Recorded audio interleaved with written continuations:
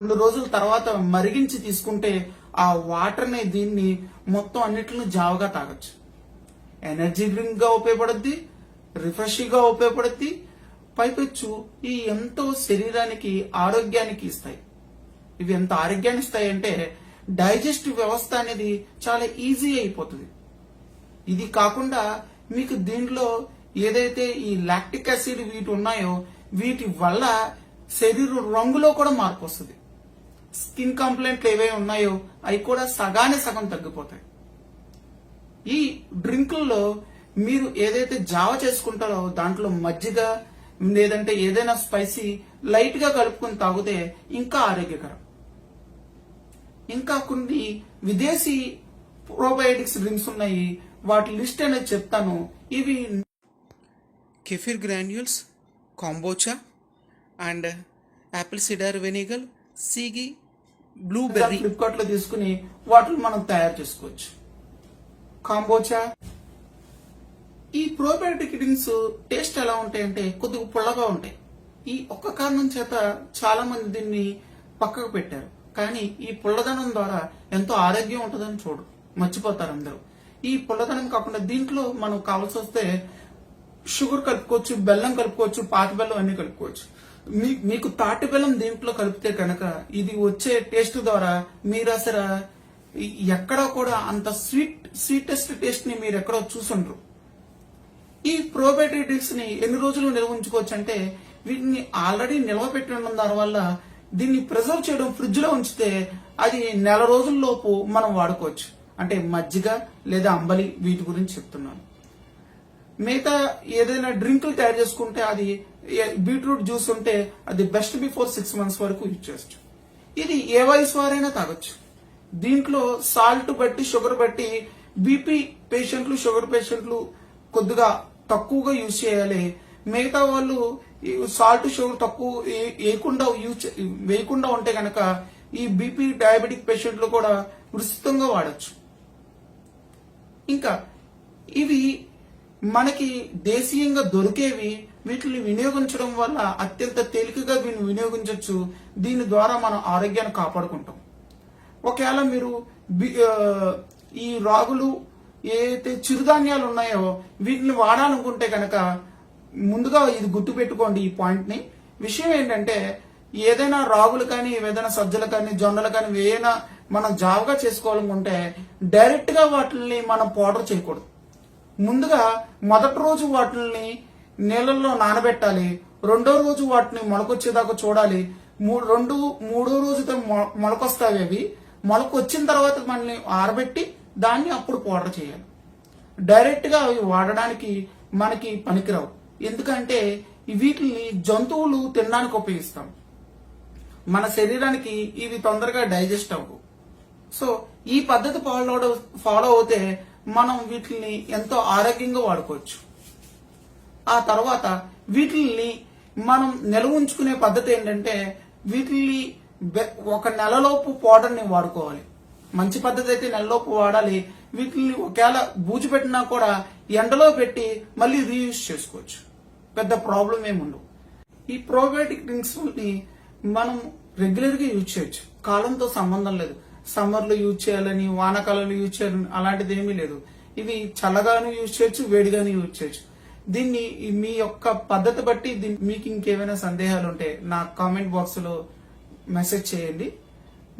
Like చేయండి, share చేయండి, comment చేయండి. Thank you.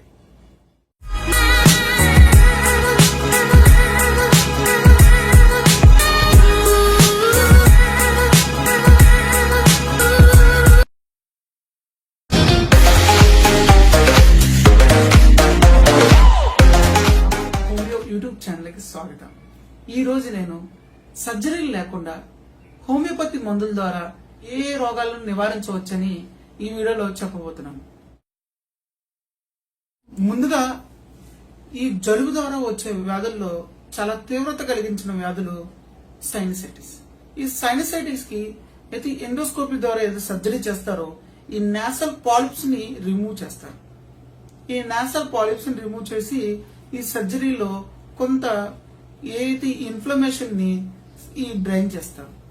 ఇది కాకుండా నాసల్ డివియేట్ సెప్టమ్, ఈ ఎముక వంగర్ని కొన్ని సర్జరీల ద్వారా సరిచేస్తారు.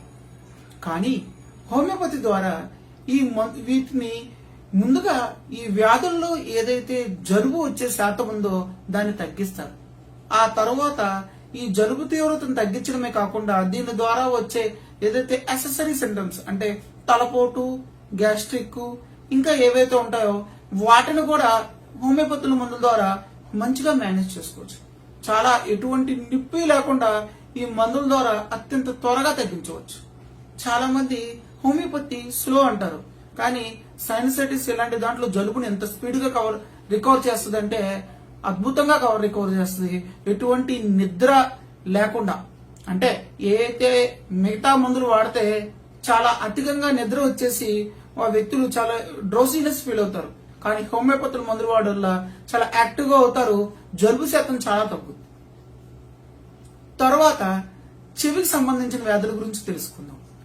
చెవిలో acute suppurative otitis media, chronic suppurative otitis media అనేది ఉంటాయి.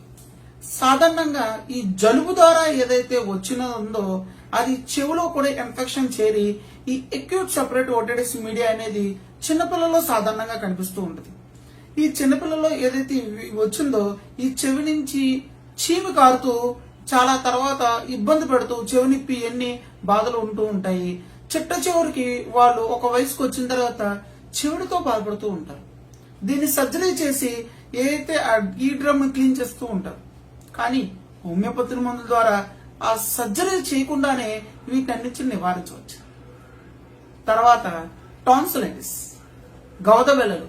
సాధారణంగా గౌదబెల్లలకి సర్జరీలు చేసుకోవడం కన్నా మనం హోమియోపతి మందులో ఏదైతే జ్వరం వచ్చినప్పుడు ఈ సాధారణంగా గౌదబెల్లలు ఎక్కువగా ఉంటాయి. ఈ జ్వరాన్ని కూడా హోమియోపతి మందుల ద్వారా వాడితే మంచి ఇమ్యూనిటీ పవర్ అనేది పిల్లలు పొందగలరు. చాలా నొప్పి లేకుండా త్వరగా, అంటే యాంటీబయాటిక్లు వాడితే వారం రోజుల్లో చేయాల్సింది ఇది 2 రోజుల్లోనే మొత్తం నెమ్మదిగా ప్రోగ్రెస్ అనేది కనబడుతూ ఉంటుంది. నొప్పి లేకుండా ఈ గౌదబెల్ల అనేది శాతం ఎంత స్పీడ్ గా తగ్గుద్దంటే మనం ఆశ్చర్యపోతాం ఇంత త్వరగా ఎలా జరిగింది అని. తరువాతది గాల్ బ్లాడర్ స్టోన్స్. ఈ గాల్ బ్లాడర్ స్టోన్స్ కి కామన్ గా సర్జరీ చేసి గాల్ బ్లాడర్ రిమూవ్ చేస్తారు.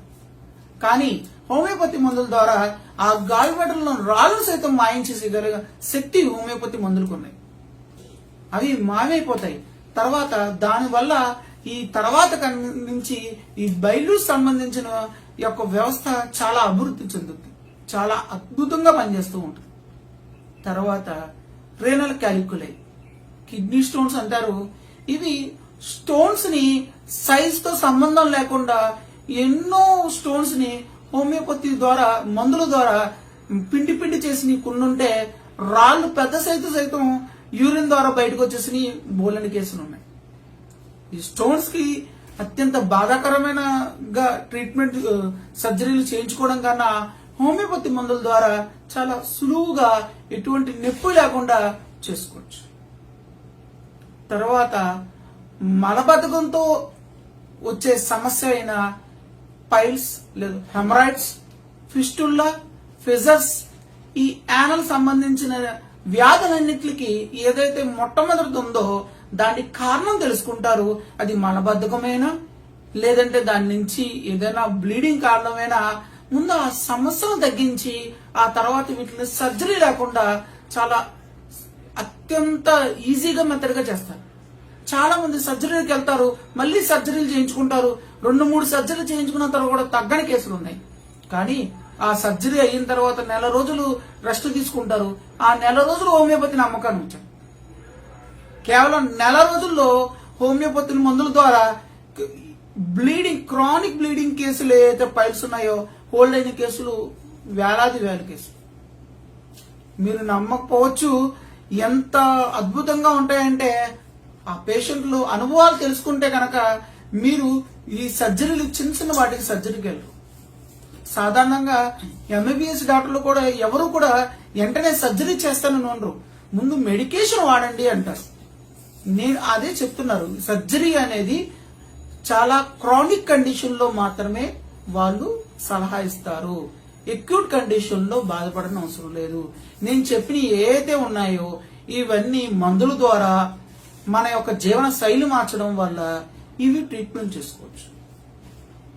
మీరు హోమియోపతిలో కనుక మందులు వాడతానంటే ఇంకా అత్యంత స్పీడ్ గా కూడా దీంట్లో తగ్గించుకోవచ్చు, తిరిగి రాకుండా ప్రయత్నించవచ్చు.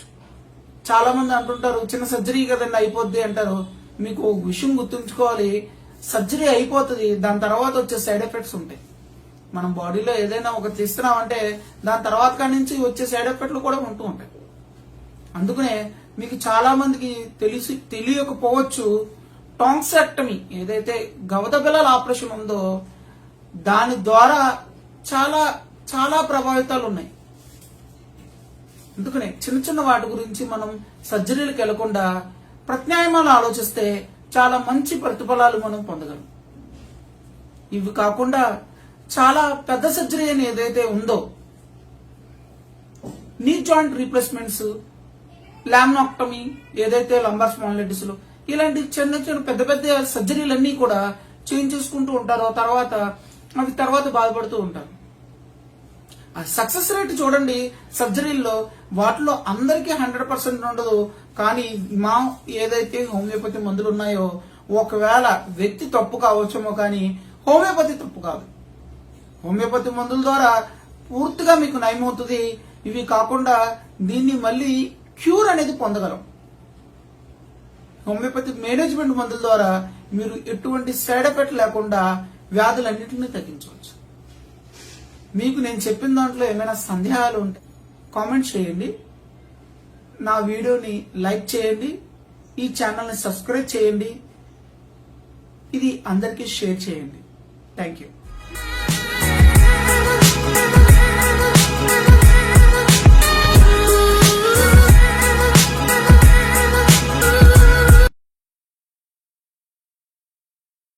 అమర్ హోమియో యూట్యూబ్ ఛానల్ కి స్వాగతం.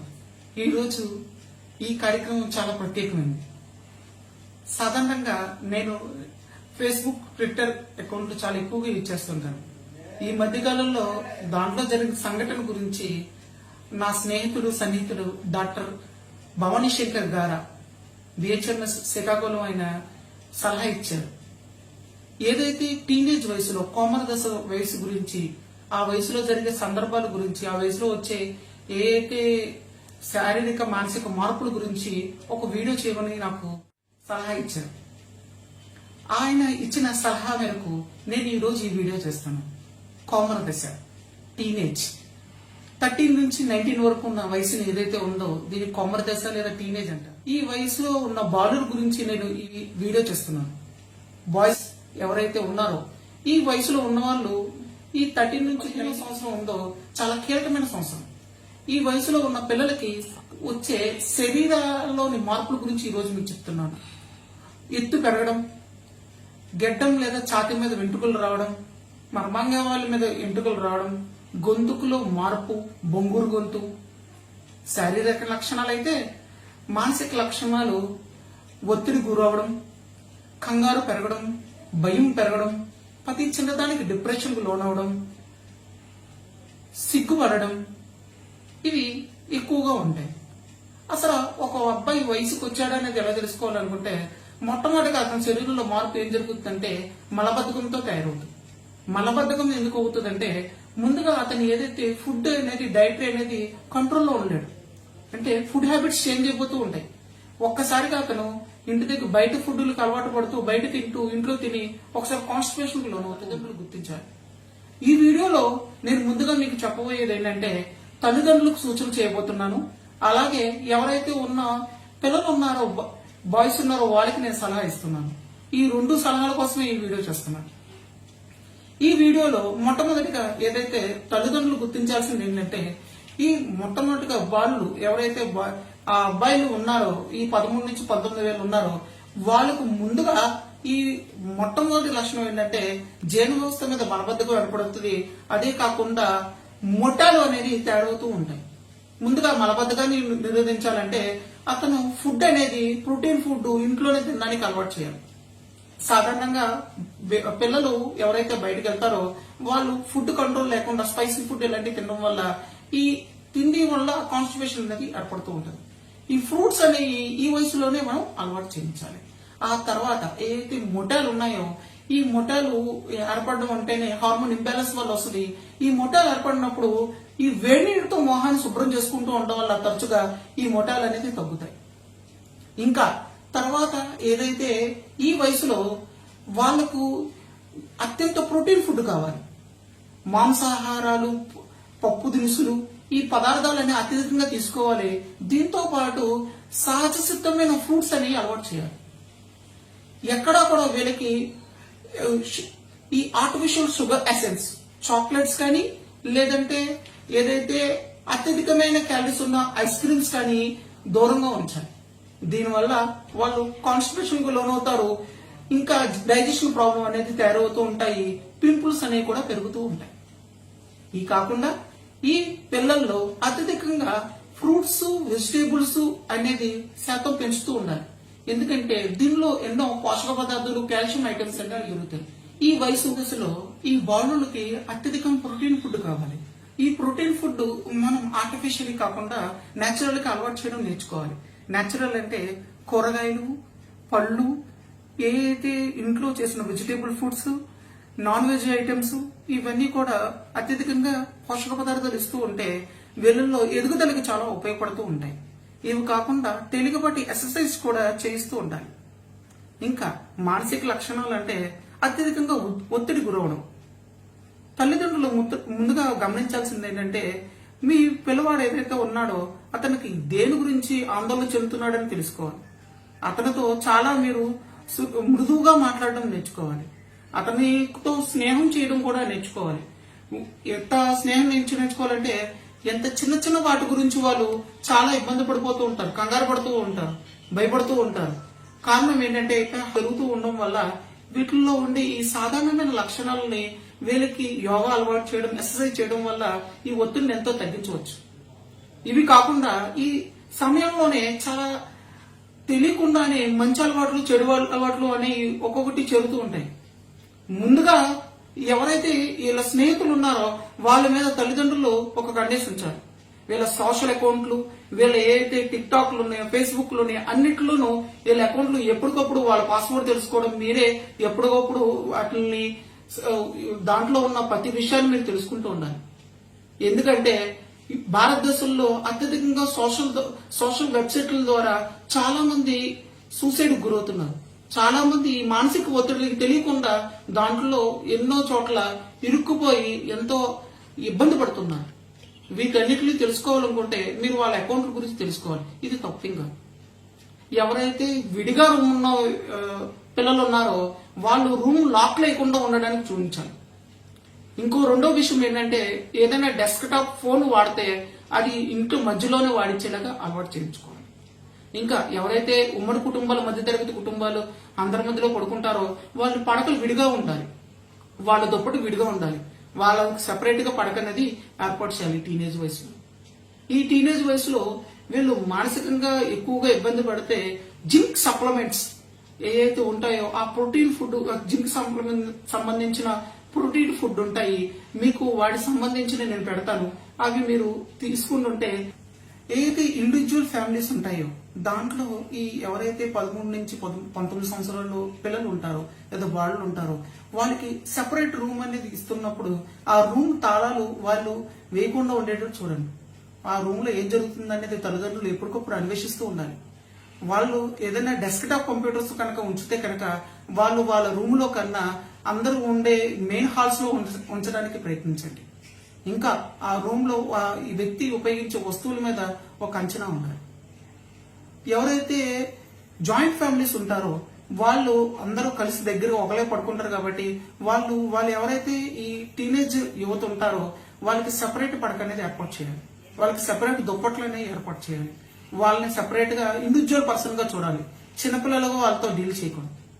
ఇంకా ఇదెందుకు ఇవన్నీ చేయాలంటే వాళ్ళ హక్కులు హరిస్తున్నామని చాలా మంది పేరెంట్స్ అంటారు, కొంతమంది స్టూడెంట్స్ అంటారు. కానీ ఇక్కడ గుర్తించాల్సింది ఏంటంటే మీరు తల్లిదండ్రులే కాదు, వాళ్ళు టేక్ కేర్, వాళ్ళ యొక్క మార్గదర్శకులు కూడా మీరే. ఈ విషయాన్ని ఎందుకు నేను చెప్తున్నానంటే మనకి ఏదైతే జరుగుతున్న భారతదేశంలో చాలా ఘోరాది ఘోరమైన సంఘటనలు, ఇంత భయంకరమైన విషయాలన్నీ కూడా దాంట్లో ఒక టీనేజర్ అనేది ఉంటున్నాడు. చాలా దౌర్భాగ్యమైన విషయం ఏంటంటే ఆ వ్యక్తి యొక్క తల్లిదండ్రులు కూడా చదువుకున్న వ్యక్తులు ఉంటున్నారు. దీనికి గల కారణం ఏంటంటే అతి ప్రేమలో ఇవన్నీ కూడా జరుగుతూ ఉన్నాయి. పిల్లలకి ఇండివిజువలేషన్ ఇవ్వాలి. ఏ సందర్భంలో అంటే వాళ్ళకి కావాల్సిన ఏదైతే గోల్స్ ఉన్న విషయంలో మాత్రమే ఇండివిజువలేషన్ ఇవ్వాలి. ఇంకా ఇప్పుడు ఏదైతే నేను చెప్పబోతున్నానో ఈ విషయం అంతా కూడా బాలుకు సంబంధించింది, టీనేజర్స్ యువత చూడాల్సిన వీడియో. ఇక్కడ మీరు ఏదైతే ముందుగా మీరు గుర్తించాల్సింది ఏంటంటే ఏదైతే మీరు ఈ వయసులో ఉన్నారో ఈ వయసులో ఒత్తిడి గురవడం అనేది సహజమైన విషయం. మీకు తెలుసు, ఏదైతే ఇనుప వస్తువు ఉందో దానికి కాల్స్తే గానీ దానికి మనకు కావాల్సిన రూపురేఖలు మార్చలేం. ఆ ఇనుముల కొనుమిలో బాగా మగ్గుతే కానీ దాన్ని మార్చలేం. అదే విధంగా ఈ ఒత్తిడి గురవుతూ ఉంటారు. ఈ ఒత్తిడి గురైనప్పుడు సాధారణంగా మనకి వాళ్ళు చెప్పేది ఒకటే, నాకు ఇప్పుడు ఏదో ఒకటి అయిపోవాలంటారు. కానీ ఒక విషయం గుర్తుంచుకోండి, ఈ రోజుతో ఇక్కడ తగదు. మనం ఈ ముఖ్య సూచనలు ఏమిటంటే మొట్టమొదటిగా వాళ్ళు గోల్స్ ని వాళ్ళు బిల్డ్ చేసుకోవాలి. గోల్స్ అంటే ఫుట్బాల్ ఇవి గోల్ అంటే ఏంటంటే మీ జీవితంలో మొట్టమొదటి లక్ష్యం ఏంటి. సాధారణంగా వాళ్ళు ఫేవరెట్ ఒకటి చెప్తారు, ఒక సినీ స్టార్ పేరు చెప్తారు. సరే, అది ఎంటర్టైన్మెంట్ మాత్రమే ఆ సినీ స్టార్. మిగతా మీ లైఫ్ లో ఎంతో మీకు రోల్ మోడల్ ఎవరు అంటే ఆ రోల్ మోడల్ కూడా గుర్తించడం నేర్చుకోవాలి. మొట్టమొదటిగా మన రోల్ మోడల్ మన పేరెంట్స్. ఆ పేరెంట్స్ వాళ్ళకి ఏదైనా నచ్చితే లేదా వాళ్ళకి సంబంధించిన విషయంలో మీరు వాళ్ళకి దానికి తగ్గట్టుగా ఉండడం నేర్చుకోవాలి. రెండో విషయం ఏంటంటే మీరు నో చెప్పడం కూడా నేర్చుకోవాలి. ఏదైతే యుక్త వయసులో సిగ్గు ద్వారా బిడియం ద్వారా మీరు కొన్ని విషయాలని నో చెప్పడం నేర్చుకోం. అంటే మన ఫ్రెండే కదా, వాడు ఏదో సరదాగా ఒకసారి సిగరెట్ సిప్ చేయరా అని లేదంటే ఒక మందు తాగుదారా అని అలవాటు చేస్తూ ఉంటారు. ఏదైతే సొసైటీ చెడు అన్నదో ఆ అన్ని విషయాల్లో మీ తల్లిదండ్రులు కూడా వాటిల్లో అలవాటులు ఉన్నా కూడా వాటిని నో చెప్పడం నేర్చుకోవాలి. ఎందుకంటే ఏ వయసులో అయితే ఇది అలవాటు పడతాయో ఇవి తర్వాత మీకు వాటి బానిసలుగా తయారవుతారు. మీకు అత్యంత బాధాకరమైన విషయం తెలుసా, భారతదేశంలో అత్యధికంగా టీనేజర్స్ స్టార్టింగ్ డ్రగ్స్ తీసుకోవడం మొదలుపెట్టారు. సో నో చెప్పడం అంటే మీ ఆత్మాభిమానం అడ్డొచ్చేయి, మీ క్యారెక్టర్ కి తప్పొచ్చేయి ఏ విషయాన్నైనా నో చెప్పడం నేర్చుకోండి. దాని ద్వారా మీరు సఫర్ అవుతూ ఇబ్బంది పడుతూ డిప్రెషన్ గురవలసిన నెసిటీ అయితే లేదు. మూడో విషయం ఏంటంటే మీరు బ్రేక్ఫాస్ట్ కానీ లంచ్ కానీ స్కిప్ చేయడానికి ప్రయత్నించకండి. అంటే భోజనాలు మానేయడం కానీ టిఫిన్ చేయడం కానీ మానేయకండి. బరువు తగ్గడానికో లేదంటే డైట్ అని చెప్పడం ఇలాంటి ఆ వయసులో సహజం కాదు. ఎందుకంటే ఎక్కడైతే మీరు భోజనం మానేసిన టిఫిన్ మానేసిన దానివల్ల తర్వాత స్ట్రెస్ అనేది గురవడం అవుతుంది. ఈ స్ట్రెస్ గురవడం కన్నా ఎంతో కొంత మితంగా తినడం భోజనం మీకు ఎంతో ఆరోగ్యానికి మంచిది. తర్వాత అతి ముఖ్యమైనది మీరు తెలుసుకోవాల్సిన ఫస్ట్ పాయింట్ ఏంటంటే మొట్టమొదటి పాయింట్, మీ జీవితంలో అత్యంత కీలకమైన అంశాలుగా మీరు కొన్ని గుర్తించాలి. మొట్టమొదటి ఏంటంటే ఇది సక్సెస్ అనేది ఇక్కడతో ఏదైతే ఈసారి వచ్చేది కాదు, అది జీవితంలో ప్రయత్నిస్తూ ఉంటే వస్తుందని గుర్తుపట్టాలి. అంటే మార్కుల్లో 100 మార్కులు వచ్చినంత మాత్రం నాకు సక్సెస్ కాదు. లాస్ట్ మీరు ఏదనుకుంటున్నారో మీ లోన ఆత్మ పరిశీలన చేసుకోవాలి. నువ్వు ఏది కోరుకుంటున్నావో అది మాత్రం అవడమే సక్సెస్. ఇంకా లాస్ట్ గా మీ యొక్క ఆరోగ్యం గురించి డైట్ గురించి చెప్పబోతున్నాను. ముందుగా సాఫ్ట్ డ్రింక్స్ ఎవరైనా అలవాటు ఉంటే వాళ్ళు మానుకోండి. ఎందుకంటే దీంట్లో అత్యధికంగా కెఫిన్ వల్ల మీలో శారీరక మానసిక ప్రభావం చాలా ఎక్కువగా ఉంటుంది. ఇంకా టీ కాఫీలు ఎవరైనా తాగే అలవాటు ఉంటే అది కూడా మానుకోండి. నాన్ వెజ్ అనేది మితంగా తినడానికి చూడండి. నాన్ వెజ్ తిన్న తర్వాత ఎక్సర్సైజ్ లిటిల్ బిట్ ఎక్సర్సైజ్ చేయడానికి ప్రయత్నించండి. ఎవరైనా బూతులు మాట్లాడే వాళ్ళు ఉన్నా లేదా ఏదైనా ఇతరులతో హార్ష్గా అంటే కోపం మాట్లాడే ఉన్నా బాగా గుర్తుపెట్టుకోండి, కోపం చూపించడం మనిషే కాదు పశువులు కూడా చూపిస్తూ ఉంటాయి. మనిషి మాత్రమే క్షమించడం నేర్చుకుంటారు. ఈ కోపాన్ని కంట్రోల్ చేసుకున్న వాళ్ళు మాత్రమే ఈ క్షమించడం అనేది నేర్చుకుంటారు. అత్యధికంగా ముఖ్యమైన విషయం ఏంటంటే బూతులు మాట్లాడడం అనేది ఏదో ఉందో అది ఈ వయసులో తయారైన తర్వాత ఫ్యూచర్ లో కంట్రోల్ అనేది ఉండదు.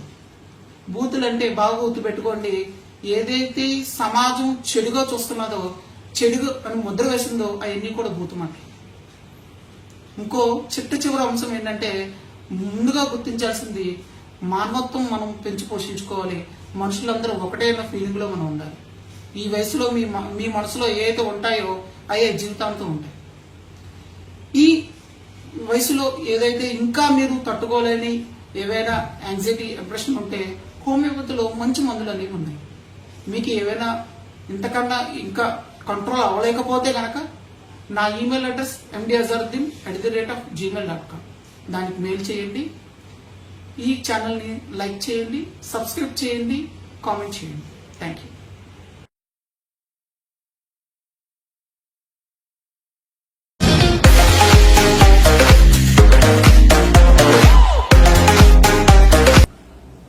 వరల్డ్ ఎన్విరాన్మెంట్ డే శుభాకాంక్షలు. అమర్ హోమియో యూట్యూబ్ ఛానల్ ద్వారా ఈ రోజు నేను ప్రపంచ పర్యావరణ దినోత్సవ శుభాకాంక్షలు తెలియజేస్తున్నాను. ఈ రోజు నేను ఈ పర్యావరణ దినం గురించి మీతో నేను షేర్ చేయాలనుకుంటున్నాను. ఎందుకంటే ఎన్విరాన్మెంట్ అన్న, పర్యావరణం అన్న మనందరికీ ఒక రోజు గుర్తుకొచ్చేసి ఆ రోజు అందరూ వాట్సాప్ లోను, ఫేస్బుక్ లోను షేర్ చేసుకుని ఈ రోజుతో ఆ సంబరాలన్నీ ముగించేస్తాం. కానీ ప్రపంచవ్యాప్తంగా చిన్నపిల్లల నుంచి ముసలి వారి వరకు కూడా ఈ రోజు గురించి లేదా ఈ పర్యావరణం గురించి వాళ్ళ జీవితాలు త్యాగాలు చేస్తూ ఎంతో మంది కష్టపడుతున్నారు. అసలు ఈ రోజులో ఏముంది, అసలు ఈ యొక్క దాని గురించి తెలుసుకోవాలనుకుంటే ఈ వీడియో పూర్తిగా చూడండి.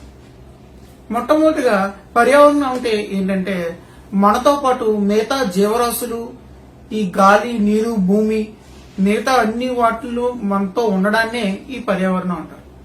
అంటే ఉండడం అంటే వాటి నేచురల్ ఏదైతే ప్రకృతి సిద్ధంగా వాటి స్థితి ఉందో ఆ స్థితిగా ఉండడం. ఎందుకు ఈ విషయం చెప్తున్నానంటే సాధారణంగా మన ప్రపంచం వ్యాప్తంగా గాలి, నీరు, భూమి అన్నీ కూడా కాలుష్యం అయిపోతున్నాయి. ఈ కాలుష్యం ఎంత చివరికి వచ్చేసింది అంటే మనం ఉపయోగించే ఈ పురుగు పదార్థాల ద్వారా ఏదైతే పంట పొలాల్లో ఉపయోగించే పురుగు పదార్థాలు, వాటి అవశేషాలు ఈ యొక్క పొలాల్లో పూర్తిగా ఉండిపోయి వీటి యొక్క నెక్స్ట్ జనరేషన్ కూడా వారి యొక్క సైడ్ ఎఫెక్ట్స్ అనేవి కనబడుతున్నాయి. ఆ దుష్ఫలితాల ప్రభావం ఎన్నో జెనెటిక్ డిజార్డర్ల యొక్క వ్యాధులు కనబడుతూ ఉన్నాయి. అందుకనే ఈ రోజుని మనం ఏ విధంగా సెలబ్రేట్ చేసుకోవాలి, ఏ విధంగా మన జీవితంలో మార్పు రావాలని గురించి నేను ఈ వీడియో చేస్తున్నాను. ముందుగా ఏంటంటే మనలో జవాబుదారితనం, బాధ్యతాయుతంగా ఉంటే కానీ ఈ మనం ప్రపంచం యొక్క పర్యావరణాన్ని కాపాడడం. ముందుగా మన ఎన్వైరన్మెంట్ మనం కాపాడుకోలేం. మన స్వతహాగా కానీ, మన ఇంట్లో కానీ, మన యొక్క ఏదైతే జీవిస్తున్న ఏరియాలో కానీ, దేశవ్యాప్తంగా కానీ. ఎందుకు ఈ విషయాన్ని చెప్తున్నానంటే ముందుగా మనం గుర్తించాల్సిందంటే మన జీవన శైలి మారాలి. ముందుగా కాలుష్యం అంటే కేవలం ఫ్యాక్టరీలు లేదా ఎవరైతే అగ్రికల్చర్ వాళ్ళు ఉన్నారో వాళ్ళ మీద మనం నిందలేస్తామో మనం మన యొక్క వాటి గురించి పట్టించుకోం. ముందుగా మన యొక్క విషయాలు చూసుకుంటే మనం యూజ్ అండ్ త్రో ఏవైతే ఉంటాయో ఆ వస్తువులను దూరంగా ఉండాలి. అంటే పెట్ బాటిల్ వాడుతున్నాం అనుకోండి, అవి వాడేసిన తర్వాత వాటిని పాడేయడం కన్నా దాంట్లో మట్టి నింపి మొక్కలు వేయడం, డెకరేటివ్ గా వాడుకోవాలి.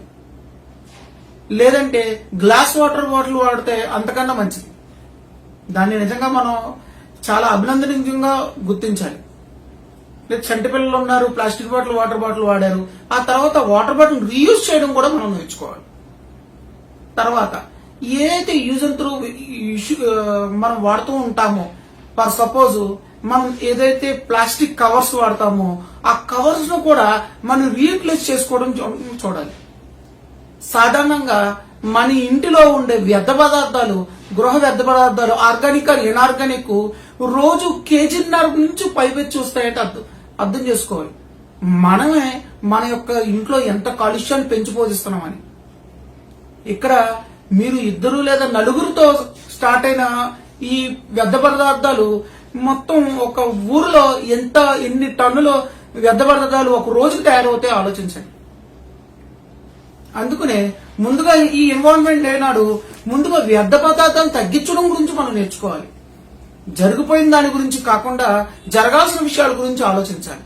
ఈ రోజు జరగాల్సిన విషయాల్లో మనం ముందుగా వ్యర్థ పదార్థాలని ఏదైతే ఆర్గానిక్ అంటారు, అంటే మళ్ళీ వాటిని యూజ్ చేయడానికి ఉన్న ఏదైతే నేచురల్ గా ఉంటాయో, అంటే పళ్ళ యొక్క తొక్కలు, కూరగాయలు ఏవైతే ఉన్నాయో వాటిని అన్నిటిని మన ఇంట్లోనే కాంపోస్ట్ చేసుకోవడం నేర్చుకోవాలి. మన ఇంట్లోనే మనం మొక్కలు పెంచడం నేర్చుకోవాలి. ఇంటీరియర్ గార్డెన్ నేర్చుకోవాలి, బయట ఉన్న గార్డెన్ కూడా మనం నేర్చుకోవాలి. వీటిని మనం వాటిల్లో మన యొక్క ప్రయత్నం మనం చేయాలి. ఇవి కాకుండా ఏ అయితే మనం ప్లాస్టిక్ ఐటమ్స్ వాడుతున్నామో ఇంట్లో ఆ ప్లాస్టిక్ ఐటమ్స్ అన్ని తగ్గించుకోవాలి. ఈ ఆర్గానిక్ వాడడం నేర్చుకోవాలి. అంటే గాజు కానీ లేదంటే ఇది కూడా మీ ఆరోగ్యానికి ఉపయోగపడేవే నేర్చుకోవాలి. అంటే ఇత్తడి సామాన్లు తగ్గించి ఇంట్లో మీకు ఏదైతే మీ ఆరోగ్యానికి కావాల్సిన ఉన్నాయో వాటిని మీరు సరిచేసుకోవాలి. ప్లాస్టిక్ వస్తువులు తీసుకునేటప్పుడు మీరు ఆలోచించాల్సింది ఏంటంటే, నేను వాడుతుంది ఒక ప్లాస్టిక్ పెన్ కాదు, లేదా నేను వాడుతుంది ఒక స్ట్రా కాదు, లేదంటే నేను వాడుతుంది ఒక ప్లాస్టిక్ గ్లాస్. దీని ద్వారా ప్రపంచంలో ఎన్నో అనర్థాలు జరుగుతాయని మీరు గుర్తించాలి. ఈ బాధ్యతాయుత జీవితం మనం గడిపితేనే ఈ రోజు వరల్డ్ ఎన్విరాన్మెంట్ డేకి మనం న్యాయం చేసిన వాళ్ళు అవుతాం.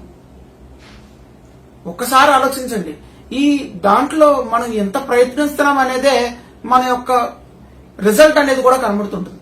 ఇది మీతో ఆగదు. మీ కుటుంబం మీరు ఒకవేళ మార్పు చెందితే ప్రపంచానికి మనం మార్పుగా కనబడుతుంది. ఇది పెద్ద కష్టతరమైన పనులేమి మనకి కావు. ఇంకా వాటర్ విషయానికి వస్తే, వాటర్ ఏదైతే సోర్సెస్ ఉన్నాయో, రిసోర్సెస్ మనకి మున్సిపాలిటీ అయితే మున్సిపాలిటీ వాటర్ గురించి చూస్తాము, లేదంటే బోర్ వాటర్ అయితే బోర్ వాటర్ గురించి చూస్తాము. కామన్ గా ఆర్ఓ టెక్నాలజీ లేదా మిగతా టెక్నాలజీ వాటర్ వాడిన తర్వాత ఏదైతే వ్యర్థమైన వాటర్ ఉందో దాన్ని ఇంట్లో వాడుకోవడానికి ప్రయత్నించాలి. వాటిని ఏదైతే షవర్ స్నానం ఉందో మన షవర్ స్నానం కాకుండా బకెట్ స్నానాలు అలవాటు చేసుకోవాలి. ఇవి కాకుండా బట్టల్ని ప్రతి వాటిల్లోనూ వాటర్ యొక్క యూటిలైజ్ అనేది మనం లెక్కేసుకుని చేయడం మంచిది. ఎందుకంటే ఈ వాటర్ కొన్ని సంవత్సరాలు అయిపోయిన తర్వాత కనుమరుగవుతాయి. ఎందుకు ఇప్పటికే మన చాలా బోరుబావుల్లో జరుగుతున్న ఘటనలన్నీ కూడా ఎందుకు జరుగుతున్నాయంటే అక్కడ వాటర్ అనేది పడట్లేదు, భూమిలో వాటర్ అనేది లేవు. అద్దుకున్న వారైతే వాటర్ ని జాగ్రత్తగా ఉన్నదాన్ని కాపాడుకోవాలి. సొంతింటి వాళ్ళైతే ఏ అయితే వర్షపు నీరు ఉన్న ఇంకుడు గుంతలు ఉన్నాయో వాటిని తయారు చేసుకోవడానికి ఆలోచించాలి. ఇది ఒకసారి పెట్టుబడి. దీని ద్వారా మీకు ఏదైతే వాటర్ నిల్వ ఉన్నాయో దాని ద్వారా మీరు ఎన్నో సంవత్సరాలు లాభం పొందుతారు. ఈ వాటర్ లో మనం ఒకటే అనుకుంటాము, వాటర్ మనం యూజ్ చేయడమే అనుకుంటారు. వాటర్ ద్వారా ఫుడ్ ఐటమ్స్ ఏవైతే ఉన్నాయో అవి కూడా చాలా మన ప్రభావితం చూపిస్తాయి. ముఖ్యంగా మాంసాహారం ఉడకబెట్టడానికి, అంటే మాంసాహారాన్ని ఉడకబెట్టడానికి అత్యధిక నీరు ఖర్చు అవుద్ది. అది కాకుండా అది తీసుకున్న తర్వాత మనం దాన్ని మళ్ళీ డైజెస్ట్ చేసుకోవడానికి కూడా అత్యధిక వాటర్ ఖర్చు అవుద్ది. కాబట్టి నాన్ వెజ్ ప్రియులు తినేటప్పుడు కూడా ఆలోచించుకుని మనం ఈ ఫుడ్ అనేది మనం తీసుకోవాలి. ఎందుకంటే ఇది వండడం మీకు తెలుసు, నాన్ వెజ్ వాళ్ళకి ఈ వండిన దాంట్లో ఎంత నీరు ఖర్చు అవుద్ది అనేది కూడా మనం గుర్తించాలి. ఇంకా వాయు కాలుష్యం గురించి మాట్లాడుకోవాలంటే, ఈ గాలి ఏదైతే కాలుష్యం చేస్తున్నామో మనం అందరం ఫ్యాక్టరీల మీద చూస్తామో, కానీ ముందుగా మన ఇంట్లోనే 2-3 బండ్లు ఉంటాయి, ఒక కారు ఉంటది. ఇది కాకుండా ఈ చిన్న చిన్న పనులు కూడా వీటిలో యూటిలైజ్ చేస్తాం. నడకను మిస్ అవుతున్నాం. WHO ఆర్గనైజేషన్ ప్రకారం ఏంటంటే ఒక వ్యక్తి కనీసం నెలలో 5 కిలోమీటర్లైనా నడవాలండి అంట. 5 నుంచి 15 కిలోమీటర్లు నడవాలంటే మనం సాధారణంగా మెట్లు దిగడం, మెట్లు బయటకు వెళ్ళడం మాత్రమే నడకనుకుంటాము. వీటి వల్ల మనం ఎన్వైరన్మెంట్ నాశనం చేయడమే కాకుండా శారీరకంగా కూడా నాశనం అయిపోతున్నాం. ఈ వ్యాధులన్నీ కొని తెచ్చుకుంటున్నాము. దీనికి గల కారణం ఏంటంటే ముందుగా ఏదైతే గ్లోబలైజేషన్, ప్రపంచాన్ని చూసుకుని మన వ్యక్తిగతం మన యొక్క ఎన్వైరన్మెంట్ ను మర్చిపోతున్నాం. కాబట్టి ఎన్వైరన్మెంట్ మనం గుర్తుపెట్టుకోవాలనుకుంటే ముందుగా మన ప్రతి విషయంలోనూ బాధ్యతాయుతంగా జవాబుదారితనంగా ఉండాలి.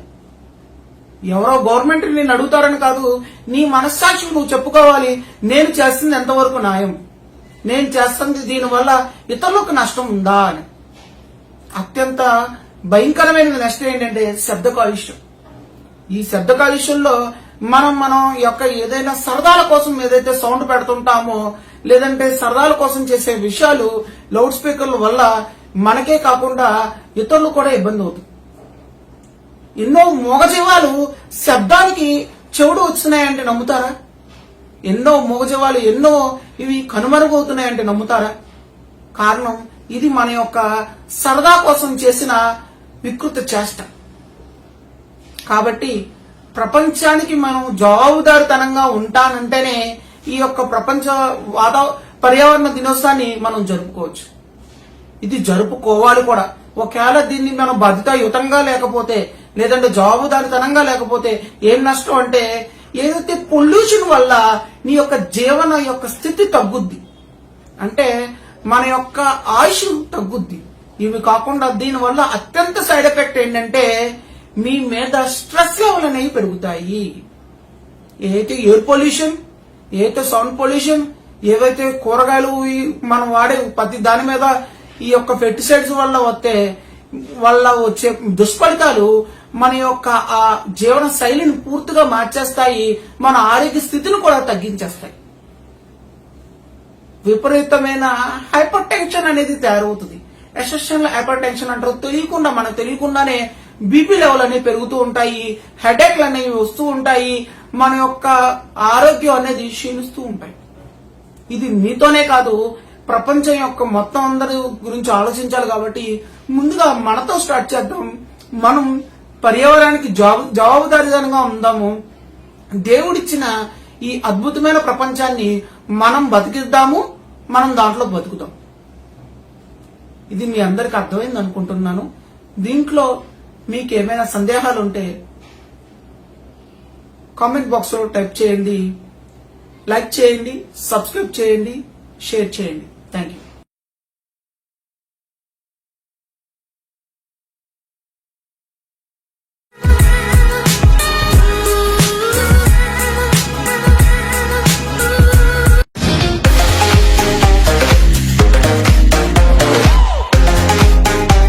అమర్ హోమియో యూట్యూబ్ ఛానల్ కి స్వాగతం. ఈ రోజు నేను వర్షాకాలం స్టార్ట్ అవుతుంది కాబట్టి ఈ వర్షాకాలంలో వచ్చే మనకు వ్యాధులు గురించి ఈ వీడియోలో చెప్పబోతున్నాను. సాధారణంగా వర్షాకాలం వచ్చినప్పుడు మనకు వచ్చే వ్యాధుల గురించి ఎందుకు తెలుసుకోవాలనుకుంటే ఈ వ్యాధులు కంటామినేటెడ్ అంటే అపశుభ్రత వల్ల వస్తాయి. అలాగే డ్రాప్లెట్ అంటే పాకడం, దాని ద్వారా వచ్చే తుప్పర్ల ద్వారా కానీ మనకి అంటుకుంటాయి. సాధారణంగా మనం ఇప్పుడున్న పొజిషన్ లో COVID-19 చాలా పాండమిక్ పొజిషన్ లో ఉన్నాం. అంటే ఈ వ్యాధి బాగా విస్తృతంగా మన భారతదేశంలో ఉంది. ఇలాంటి వ్యాధులు ఉన్న సమయంలో మనం ఈ వర్షాకాలంలో తీసుకోవాల్సిన జాగ్రత్తలు, వచ్చే వ్యాధుల గురించి తెలుసుకోవడం చాలా ముఖ్యమని. ఇవి కాకుండా ఈ వ్యాధుల తీవ్రత ఎలా ఉంటది, ఈ వ్యాధుల వైద్యం ఎలా చేసుకోవచ్చు, ఈ వ్యాధుల ద్వారా మనం వీటిని ఎలాగ హోల్డ్ చేసుకోవచ్చు అనే విషయం కూడా నేను ఈ వీడియోలో మీకు చెప్పబోతున్నాను. ముందుగా ఈ వర్షాకాలంలో తరచుగా అందరికి జలుబు, దగ్గు వస్తూ ఉంటాయి. ఈ జలుబు, దగ్గు ముందు ఏ విధంగా వచ్చిందనేది గుర్తుపట్టడం చాలా ఇంపార్టెంట్. అంటే ఈ జలుబు సడన్ గా వచ్చిందా, లేకపోతే మధ్యాహ్నం ముక్కు దిబ్బడు వచ్చి తర్వాత వచ్చిందా, లేదంటే వర్షంలో తడవడం వల్ల వచ్చిందా, లేదంటే పలానా చోట నేను వాటర్ తాగాను లేదా ఐస్ క్రీమ్ తిన్నాను లేదా పలానా తినడం ద్వారా నెక్స్ట్ రోజు వచ్చిందా అనేది గుర్తుపట్టడం ముఖ్యం. ఎందుకంటే ఇక్కడ ఏదైతే వాటర్ కానీ ఏదైతే కూల్ డ్రింక్స్ కానీ ఏవైతే ఉన్నాయో మనం ఇక్కడ అంత హైజీనిక్ గా మనం తాగం. వాటి మనం తీసుకునే వాటిల్లో అంత హైజీనిక్ అంటే పరిశుభ్రత అనేది కొద్దిగా తగ్గుద్ది. సాధారణంగా ఇప్పటికీ కూడా మనం వాటర్ తాగే వాటర్లో మన కన్ఫ్యూజన్, ఆల్కలైన్ వాటర్ తాగాలా, ఆర్వో వాటర్ తాగాలా, కుళాయి వాటర్ తాగాలా, బోర్ వాటర్ తాగాలా, లేకపోతే ఈ ఆక్వా వాటర్ ఏదైతే ప్యూరిఫై వాటర్ తాగాలా అనేది ఇప్పటికీ సందేహమే.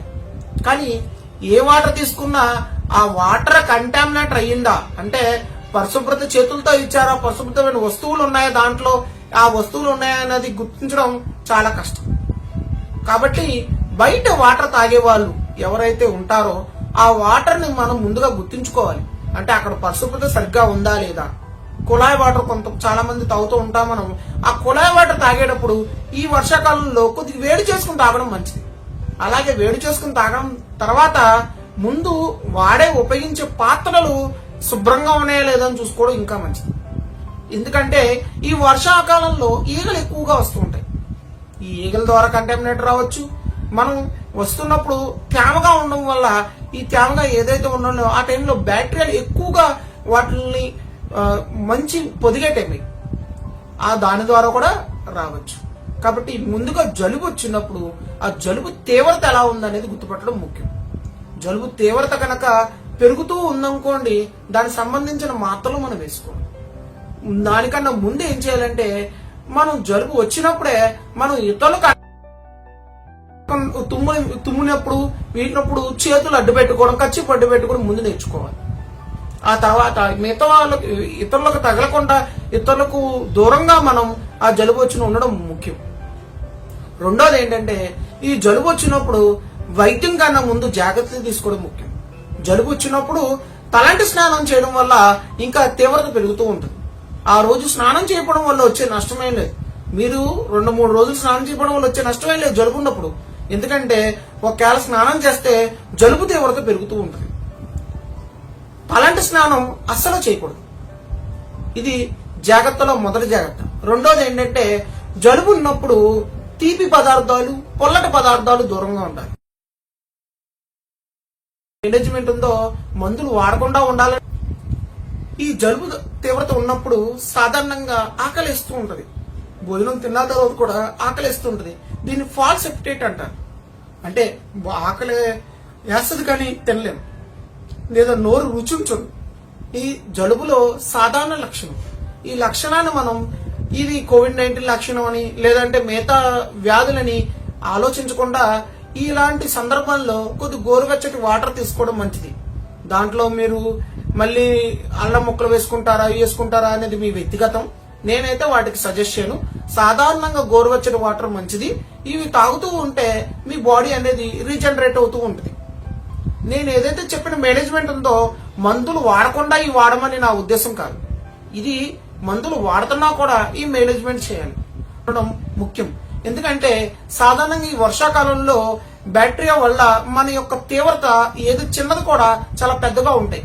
ఈ వైరల్ ఇన్ఫెక్షన్లు అనేవి చాలా విపరీతంగా ఉంటాయి. ఈ వైరల్ ఇన్ఫెక్షన్ సమయంలో మనం ఎవరైతే పూర్వపు వ్యాధులు అంటే హిస్టరీలో కనుక మీకు న్యూమోనియా కానీ జలుబు సంబంధించిన వ్యాధులు ఉంటే కనుక వాళ్ళు చాలా జాగ్రత్తగా ఉండాలి. ఆ జాగ్రత్త సమయంలో వాళ్ళు హెల్త్ మేనేజ్మెంటే కాకుండా మందులు కూడా ముందుగా జాగ్రత్త పడి తీసుకోవాలి. డాక్టర్ గారిని అడిగి, ఏదైతే మీరు ప్రీవియస్ గా ఉన్న డాక్టర్ గారిని అడిగి మందులు వాడుతున్నారో వాడికి తీవ్రత అనేది తగ్గించుకోవాలి. సాధారణంగా హోమియోపతిలో ఈ జలుబు యొక్క తీవ్రత చాలా ఈజీగా దొరుకుతుంది. ఈ వీడియోలో మీకు ఏమైనా సందేహం ఉంటే కామెంట్ చేయండి. ఈ వీడియోని లైక్ చేయండి, అందరికీ షేర్ చేయండి, సబ్స్క్రైబ్ చేయండి. Thank you. అమర్ హోమియో.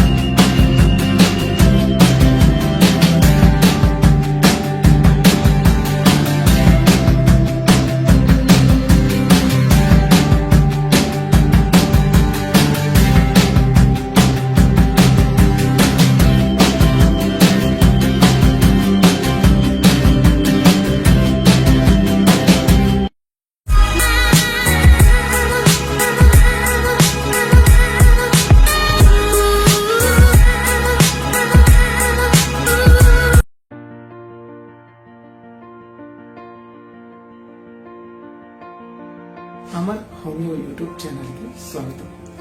ఈరోజు నేను వర్షాకాలంలో బాగా ఇబ్బంది పెట్టే దగ్గు గురించి చెప్పబోతున్నాను. సాధారణంగా దగ్గు అంటే మనం ఒక వ్యాధి అనుకుంటాం. సాధారణంగా దగ్గు అంటే ఒక వ్యాధి అనుకుంటాము. కానీ దగ్గు అంటే అర్థం ఏంటంటే ఒక లక్షణం అది. అంటే శరీరంలో ప్రతి దానికి చలనం ఉన్నట్టు ఏదైతే ఈ రెస్పిరేటరీ ట్రాక్ అంటే ఊపిరితిత్తులు, ముక్కు, అక్కడి నుంచి వచ్చే ద్వారం, రిఫ్లెక్స్ ని దగ్గుగా చూస్తారు. దగ్గు రాకపోతే గనక లేదా దగ్గు లేదంటే గనక మనం కంగారు పడాలి, ఏదో జరుగుతుంది ఇంకా లోనా అని. సాధారణంగా ఈ దగ్గు గురించి చెప్పుకోవాలనుకుంటే చాలా మంది ముందుగా బాగా సఫర్ అయ్యేది చిన్నపిల్లలు మాత్రమే. ఈ చిన్నపిల్లల్లో ఈ దగ్గు ద్వారా చాలా ఎదుగుదల మీద కూడా ప్రభావితం ఉంటాయి. ఈ దగ్గు ద్వారా వాళ్ళు ఎంతో ఇబ్బంది పడతారు, వాళ్ళతో పాటు కుటుంబ సభ్యులు కూడా ఇబ్బంది పెడుతూ ఉంటారు. ఈ దగ్గు గురించి తెలుసుకునేటప్పుడు ముందుగా ఈ దగ్గులో రకాల గురించి తెలుసుకోవాలి. ఇది 2 రకాలు. ఒకటి పొడి దగ్గు, ఒకటి తెమ్మడ లేదా కల్లి లేదా బలగం అనే దగ్గు. ఈ దగ్గుల గురించి తెలుసుకునేటప్పుడు పొడి దగ్గులో మామూలుగా జనరల్ గా ఇవి దగ్గు ఎలా వస్తుందంటే, ఈ దగ్గు రావడానికి ముందుగా కారణం ఏంటంటే ఈ చల్లగాలిలో తగిలే ఏదైతే ఈ వైరస్ బ్యాక్టీరియాల వల్ల మనకి ఇన్ఫెక్ట్ అవుతూ ఉంటాం. ముందుగా జలుబు వస్తుంది, ఈ జలుబు ద్వారా ఈ దగ్గు అనేది ప్రొడక్టివిటీ వస్తుంది. సాధారణంగా ఈ పొడి దగ్గులు ఏదైనా ఇబ్బంది పడే ఈ ముక్కులో కానీ లేదంటే ఈ గొంతుకులో శ్వాస కానీ ఏదైనా ఉంటే దాని వల్ల బాగా ఎక్కువగా దగ్గు వస్తుంది. చాలా మంది ఈ దగ్గు పొడి దగ్గు వచ్చినప్పుడు కషాయాలు, జండు బాములు ఇవన్నీ తాగుతూ ఉంటారు కదా. అందరూ బయటికి వెళ్ళి వాళ్ళకి నచ్చిన ఏదైతే తాగుతుంటారో ఆ కషాయాలు కానీ వీటి కానీ ఏం తీసుకున్నా కూడా తగ్గిపోద్ది. ఈ పొడి దగ్గుని సప్రెస్ చేసిన తర్వాత ఈ తెమ్మడ దగ్గు అనేది స్టార్ట్ అవుతూ ఉంటాయి. అంటే ముందుగా పొడి దగ్గు స్టార్ట్ అయ్యే తర్వాత తెమ్మడ దగ్గు అనేది స్టార్ట్ అవుతూ ఉంటాయి. ఈ తెమ్మడ దగ్గు ప్రభావం ఎలా ఉంటుందంటే, ఈ తెమ్మడ గురించి తెలుసుకునేటప్పుడు అంటే సాధారణంగా నేను చెప్పేది ఈ వర్షాకాలంలో వచ్చే ఎక్యూట్ డిసీజుల గురించి చెప్తున్నాను. ఇవంటే ఈ ఎక్యూట్ డిసీజులు అన్ని కూడా ఈ 3 వారాల లోపు ఉండే దగ్గుల గురించి చెప్తున్నాను. అంటే సాధారణంగా 1 వారం నుంచి 2 వారాలు 3 వారాల దాకా ఇవి సాగుతూ ఉంటాయి. ఈ 3 వారాల్లో ఈ దగ్గులు ఎలా ఉంటాయంటే, ఈ దగ్గు మీద ప్రభావితం ఎలా ఉంటాయంటే, ఈ దగ్గు వచ్చినప్పుడు తెమ్మడ వస్తుంది, ఈ దగ్గు వచ్చినప్పుడు ఛాతి నొప్పి వస్తుంది అంటారు, ఈ దగ్గు వచ్చినప్పుడు కడుపు నొప్పి వస్తుంది అంటారు. ఈ దగ్గుతో పాటు జలుబు ఉందా లేదా అని ముందు గుర్తుపట్టారు. సాధారణంగా జలుబు వచ్చిన తర్వాత ఈ దగ్గు వస్తాయి. ఈ దగ్గులో ప్రొడక్టివిటీ అంటారు. అంటే ఈ ఏదైతే ఎక్స్పర్టరేషన్, కఫం లేదా కల్లి ఉన్నాయో వీటి బట్టి రోగ తీవ్రత అనేది చెప్పగలరు. ఇంకా తెల్లగా జిగటగా కొంతమంది ఉండలు ఉండలుగా పడతాయి అంటారు, కొంతమంది పసుపు రంగులో పడతాయి అంటారు, కొంతమంది ఆకుపచ్చ రంగులో ఉంటాయి అంటారు. కొంతమంది దగ్గుతూ ఉంటే నాకు ఆయాసం కూడా వస్తుందని అంటారు. ఈ దగ్గుతో పాటు కొంతమందికి పిల్లి కూతులు వస్తున్నాయి అంటారు. ఇవి రెస్పిరేటరీ సిస్టమ్ లో ఏదైతే ఈ ఊపిరితిత్తు వ్యవస్థలో ఉన్న రోగాలు వచ్చినప్పుడు ఈ తీవ్రత అనేది పెరుగుతూ ఉంటాయి.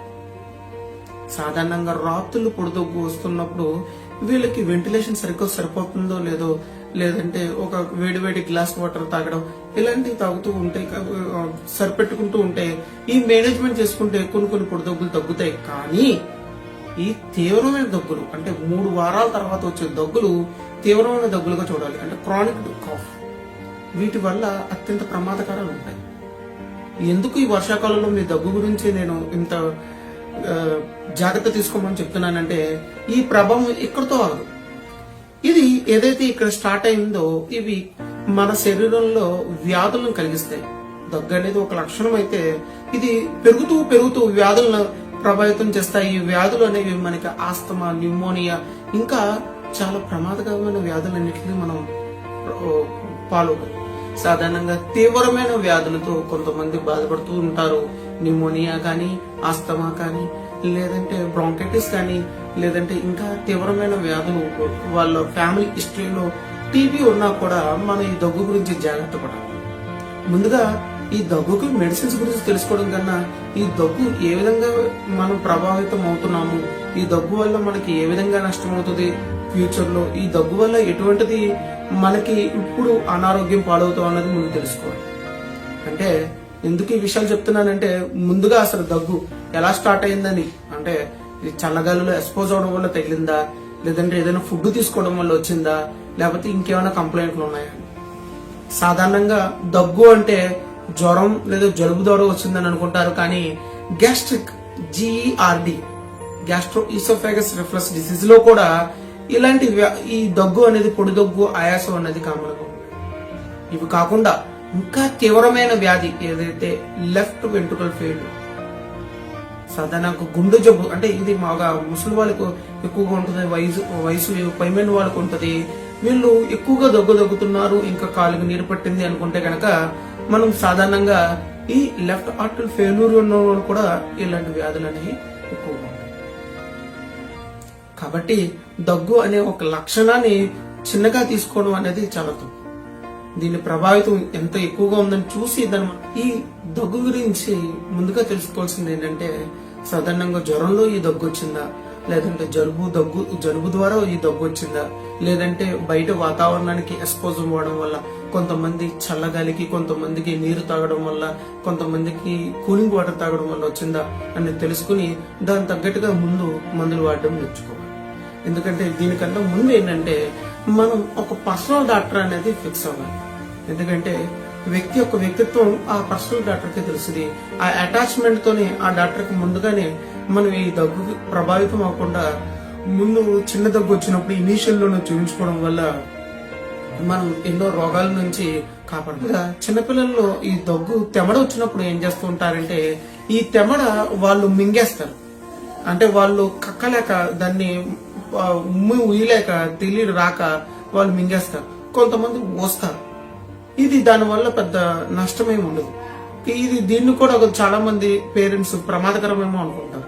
కొంతమంది ఇది కక్కలేక చాలా ఇబ్బంది పడుతూ ఉంటారు. ఇది కాకుండానే ఈ చిన్నపిల్లల్లో ఈ రాత్రులు దగ్గు రావడం, లేదంటే ఈ దగ్గు వల్ల వాంతులు అయ్యి ఫీడింగ్ ఉన్న ఏదైతే పాలు అన్ని కక్కేసుకుంటారో ఇది చాలా ప్రమాదం. ఇది కాకుండానే దగ్గు గురించి ముందుగా మనం బాగా ఎక్కువగా భయపడాల్సింది ఏంటంటే, ఫ్యామిలీ హిస్టరీలో హెర్నియా, ఫ్యామిలీ హిస్టరీలో ఏదైతే టీబీ ఉన్నారో వాళ్ళు ఈ దగ్గు గురించి ముందుగా మందులు వాడాలి. సాధారణంగా అల్లోపతి మందులో, అంటే ఏదైతే ఇంగ్లీష్ వైద్యం అంటారో, ఈ వైద్యంలో దగ్గు అరుకులు రాసినప్పుడు లేదా ఈంచినప్పుడు కొద్దిగా మొత్తొస్తాయి ఈ శాతం. ఇవి అవన్నీ క్యూర్ చేయడానికి అయితే ఎక్కడ ఉండవు. ఈ దగ్గు సంబంధించిన అల్లోపతి మెడిసిన్ లో ఇవి కేవలం సప్రెస్ మాత్రమే చేస్తాయి. ఇంకా మిగతా వైద్య విధానంలో ఇంకొద్దిగా వాటిని సప్రెస్ చేస్తాయి తప్ప పూర్తిగా తీసివేయడం అనేది ఉండదు. కానీ హోమియోపతి వైద్యంలో ఈ దగ్గుకి మంచి పరిష్కార మార్గాలు ఉన్నాయి. ముందు దగ్గు తీవ్రతని తగ్గిస్తారు. తర్వాత దగ్గు ఏ విధంగా ఏ కారణాలు వస్తుందో డాక్టర్ మీకు చెప్పి దాని ద్వారా ఎడ్యుకేట్ చేసి మిమ్మల్ని ఆ ప్రభావితం కాకుండా మిమ్మల్ని చూస్తారు. ఇది సాధారణంగా ఈ దగ్గుని ఒకవేళ వదిలేస్తే, ఎటువంటి వైద్యం చేయకుండా వదిలేస్తే వచ్చే నష్టం ఏంటంటే, సాధారణంగా ప్రెగ్నెంట్ వాళ్ళు అయితే అబార్షన్ అవుతుంది. ఇంకా మిగతా వాళ్ళకి హెర్నియాలు అనేవి డెవలప్ అవుతూ ఉంటాయి, పైల్స్ డెవలప్ అవుతూ ఉంటాయి, ప్రొట్రూడర్స్ యానస్ లేదా యూట్రస్ అనేవి కూడా డెవలప్ అవుతూ ఉంటాయి. అంటే జారిపోవడం, పేగు జారిపోవడం అని కూడా డెవలప్ అవుతుంది. ఎక్కువగా తీపి పదార్థాలు తీసుకోవడం, మసాలా పదార్థాలు తీసుకోవడం మానేయాలి. తర్వాత గాలి వీచే ప్లేస్ లో ఉండాలి. చాలా మంది డ్యామ్ సెల్లర్ వెదర్, అంటే గాలి తగలలేని ప్లేసుల్లో ఉంటారు, వాళ్ళకి ఎక్కువగా ప్రభావితం అవుతూ ఉంటారు. ఆ గాలి ఎక్కువగా తగిలే ప్లేసుల్లో ఎక్కువగా ఉండాలి. తరచుగా వాటర్ తీసుకుంటే దగ్గు ప్రభావితం తక్కువ.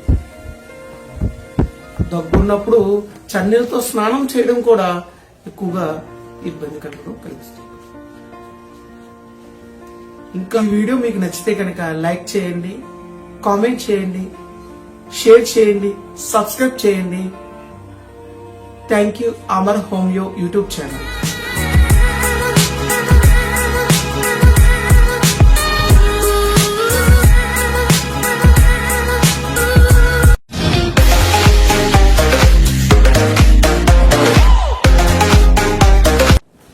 అమర్ హోమియో యూట్యూబ్ ఛానల్ కి స్వాగతం.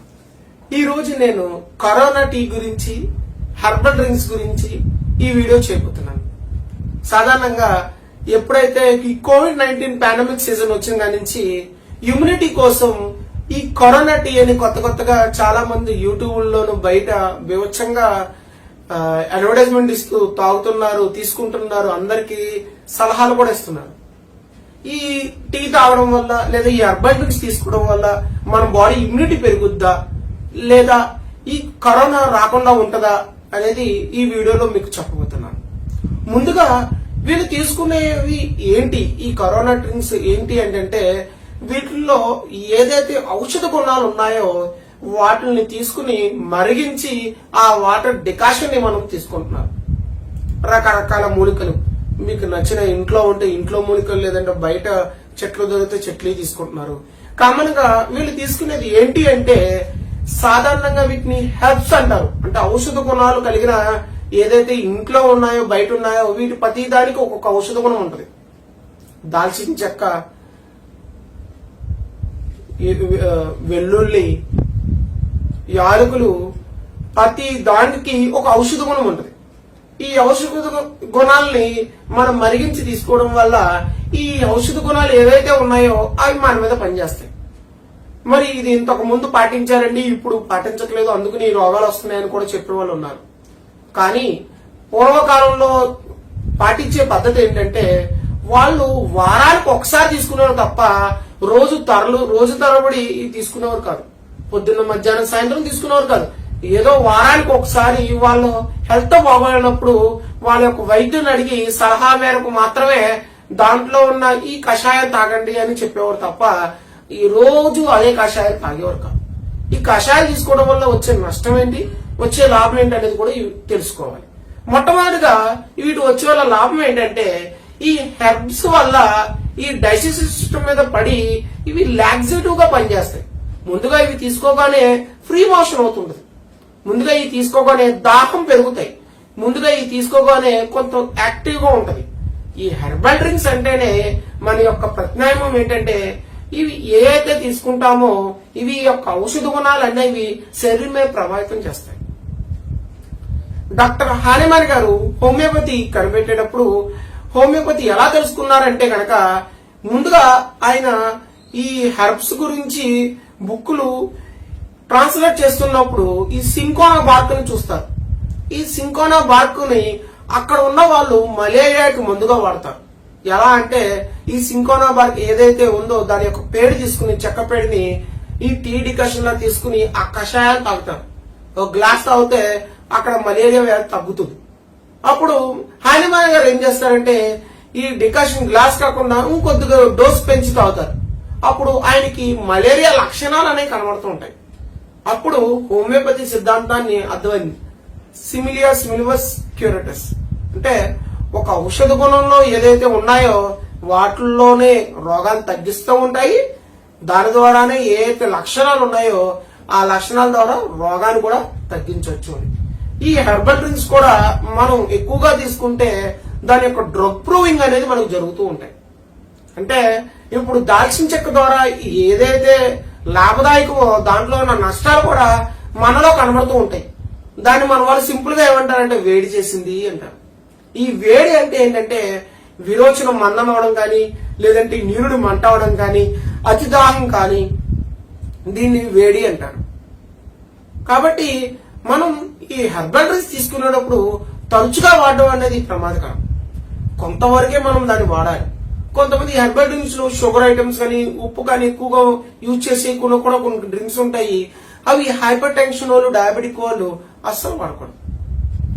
ఇవి ఎప్పుడో నెలకోసారి తీసుకుంటే ఆరోగ్యకరం కానీ రోజు తీసుకుంటే దీంట్లో ఉన్న ఔషధ గుణాలు మన మీద పడి మనకి దాని తర్వాత పెద్ద ఉపయోగకరం కాకుండా దీని మీద ప్రమాదకరమైన మన మీద పడుతూ ఉంటాయి.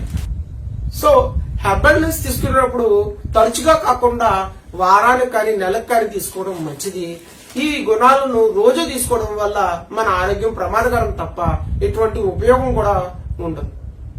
సో ఈ హెర్బల్ డ్రింక్స్ లో ఇంకేమైనా మీకు డౌట్ ఉంటే ఈ మెసేజ్ చేయండి, నేను ఖచ్చితంగా దీనికి మీకు సమాధానం ఇస్తాను.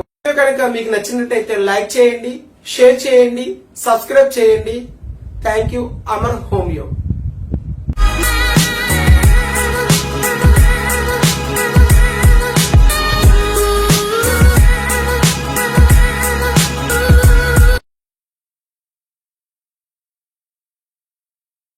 అమర్ హోమియో యూట్యూబ్ ఛానల్కి స్వాగతం.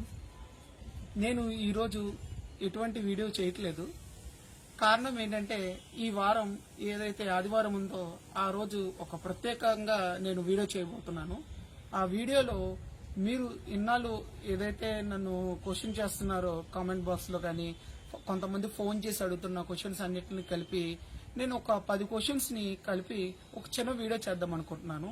అండ్ చాలా మంది వీడియోలు కింద మెసేజ్ చేయడం కానీ కొంతమంది ఫోన్ నెంబర్ తీసుకుని ఫోన్ చేయడం కానీ చేస్తున్నారు. నేను ఈ వీడియో యూట్యూబ్ లోనే ఈ వీడియోని చేస్తే వాళ్ళకు కూడా ఒక క్లారిటీ వస్తుంది. వాళ్ళు ఏమడుగుతున్నారు, నేను దానికి సంబంధించిన ఆన్సర్ ని చాలా క్లారిటీగా చెప్పగలనని నేను ఆశిస్తున్నాను. ఇలా మీలో ఎవరికైనా సందేహాలు ఉంటే ఈ కరోనా కాలంలో మనం క్లినిక్ వెళ్ళడం కూడా కొద్దిగా కష్టంగా ఉంటుంది కాబట్టి మీరు నా ఈమెయిల్ అడ్రస్ కి పూర్తిగా మీ పేరు, మీకు సంబంధించిన డౌట్, దాంట్లో మీకు ఏవైనా సందేహాలు ఉంటే మీ ప్రశ్నలకు సంబంధించి ఈ క్వశ్చన్ ఆన్సర్స్ కలిపి ఒక చిన్న వీడియో చేద్దాం అనుకుంటున్నాను. మనం చేసే ఈ చిన్న ప్రయత్నం సక్సెస్ అవ్వాలని నేను కోరుకుంటున్నాను. చూద్దాం ఈ వారం ఎన్ని ప్రశ్నలు వస్తాయో, సమాధానాలు ఎలా ఉంటాయో. Thank you. Amar homeo YouTube channel.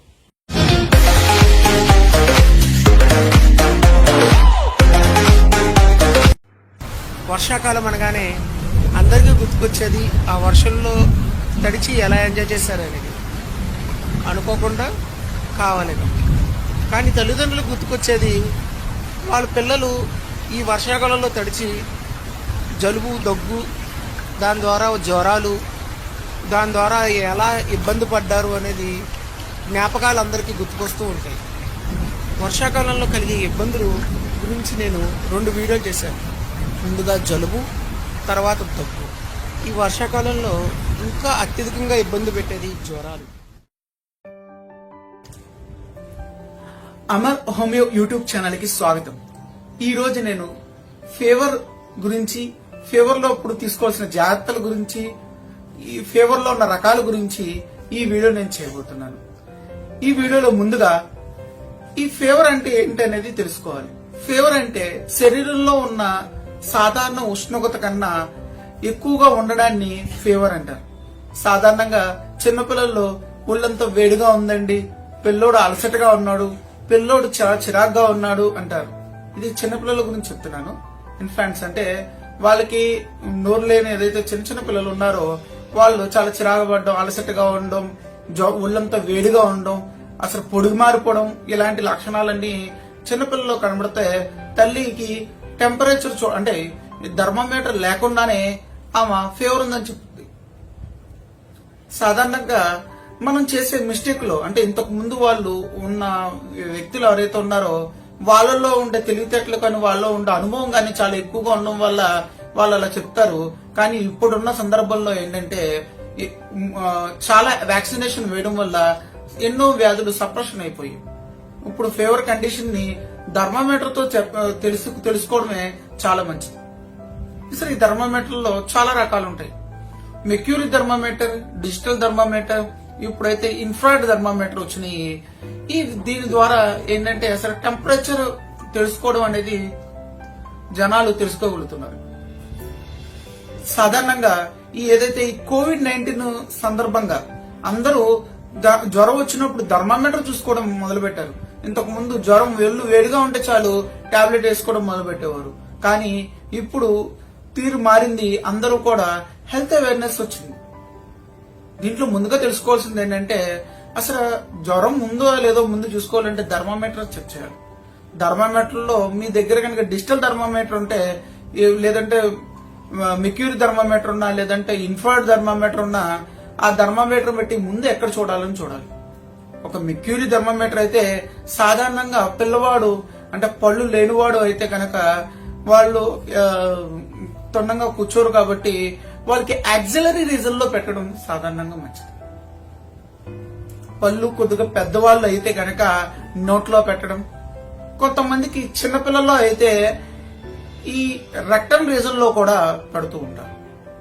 ఈ రెక్టమ్ రీజన్ లో అది అనువైన నర్సులు, డాక్టర్లు అయితే బాగుంటది, కానీ తల్లిదండ్రులు అలాంటివి తీసుకోవడం అంత మంచిది కాదు. సాధారణంగా ఈ థర్మామీటర్లు పెట్టడం తర్వాత అతి తెలుగు కొంతమంది ఏమైనా చేస్తారంటే యాక్సిలరీ రీజన్ లో వారలే రీజన్ కి టెంపరేచర్ తేడా ఉంది కదండి, ఒక్కొక్క చోట ఒక్కొక్కలా ఉందండి అంటారు. కానీ ఇక్కడ మనం గుర్తించాల్సింది ఏంటంటే ఏదో ఒక మ్యాండేటరీగా ఒక టెంపరేచర్ మాత్రమే మనం పెట్టుకోవాలి. యాక్సిలరీ రీజన్ లో ఒక టెంపరేచర్ దానికి తేడాగా ఉంటాయి. సాధారణంగా రెక్టమ్ రీజన్ లోకి దీనికి వారలకి 1 డిగ్రీ తేడా ఉంటది. 1 డిగ్రీ రెక్టల్ రీజన్ లో ఎక్కువగా ఉంటది వారల్లతో పోల్చుకుంటే. అదే వారలకి యాక్సిల్ రీజన్ కి 1 డిగ్రీ తక్కువగా ఉంటది. అంటే యాక్సిల్ రీజన్ లో టెంపరేచర్ చూస్తే కనుక 1 డిగ్రీ తక్కువగా చూసుకోవాలి. ఈ విధంగా ఈ టెంపరేచర్ చూడడమే కాకుండా ఇప్పుడు ఇన్ఫర్ట్ అయితే డైరెక్ట్ గా మనం పెట్టగానే మామూలుగా అక్కడ ఉన్న టెంపరేచర్ అని నోట్ అవుతాయి. ఇంతకు ముందు చెవి దగ్గర టెంపరేచర్ కూడా చూసేవారు టెంపరేచర్ లో. అవి అంటే సాధారణంగా మల్టీ స్పెషాలిటీ హాస్పిటల్లో కనబడుతూ ఉంటాయి. మనకి ఇంట్లో తక్కువగా ఇవి యూజ్ చేస్తూ ఉంటారు. ఇంకా ఇండియా లాంటి కంట్రీలో అయితే డిజిటల్ థర్మామీటర్ కాకుండా మెర్క్యూరీ థర్మామీటర్ ఇంకా యూజ్ చేస్తూ ఉంటారు. సాధారణంగా ముందుగా అసలు టెంపరేచర్ నార్మల్ టెంపరేచర్ ఎంత ఉందో తెలుసుకోవాలి. ఇవి 2 రకాలు, ఫారెన్ డిగ్రీస్ ఒకటి, మామూలు సెల్సియస్ డిగ్రీస్ ఒకటి. ఈ ఫారెన్ డిగ్రీస్ టెంపరేచర్ లో అయితే 98.6 ఉన్నది నార్మల్ టెంపరేచర్ గా, 37 డిగ్రీస్ ఉన్నది ఏదైతే సెల్సియస్ ఉందో దాన్ని నార్మల్ టెంపరేచర్ గా చూసుకోవాలి. సో ఫీవర్ కండిషన్ ఏంటంటే 100.4 ఉంటేనే ఫీవర్ ఉన్నట్టు. అక్కడి నుంచి మనకి ఎంత ఎక్కువగా ఉన్నది ఫీవర్ కండిషన్, 99 ఉన్న ఫీవర్ కాదు.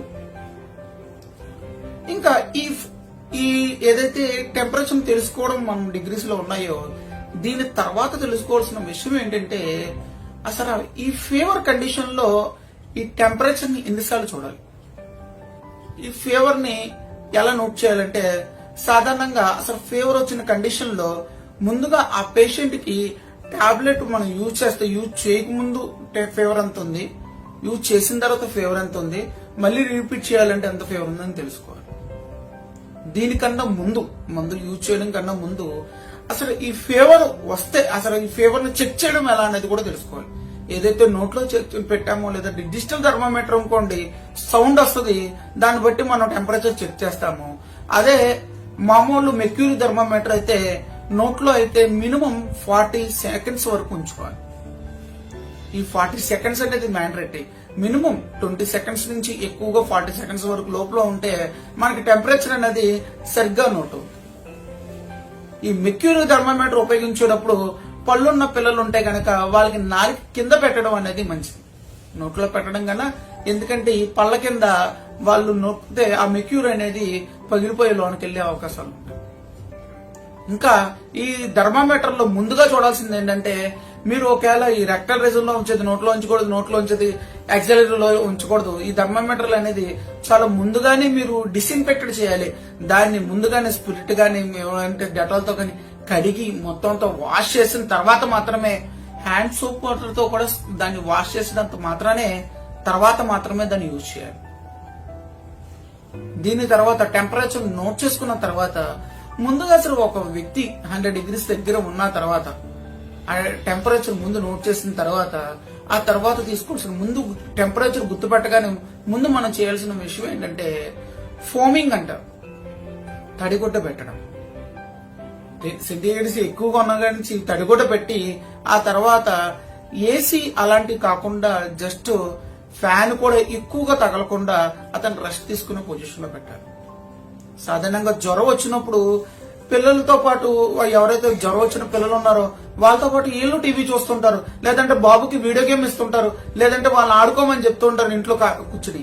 కానీ ఫీవర్ వచ్చిన టైంలో మనం బాబుని లేదా పాపని పూర్తిగా రెస్ట్ తీసుకోవాలి. ఎటువంటి మెంటల్ ఫిజికల్ ఎగ్జాస్షన్ అనేవి జరగకూడదు. ఇవి కాకుండా ఏసీ అలాంటి ఫ్యాన్ అలాంటి ఫోమింగ్ మరీ ఎక్కువగా తగలకుండా బయటి గాలి తగిలేలాగా ఉండడం మంచిది.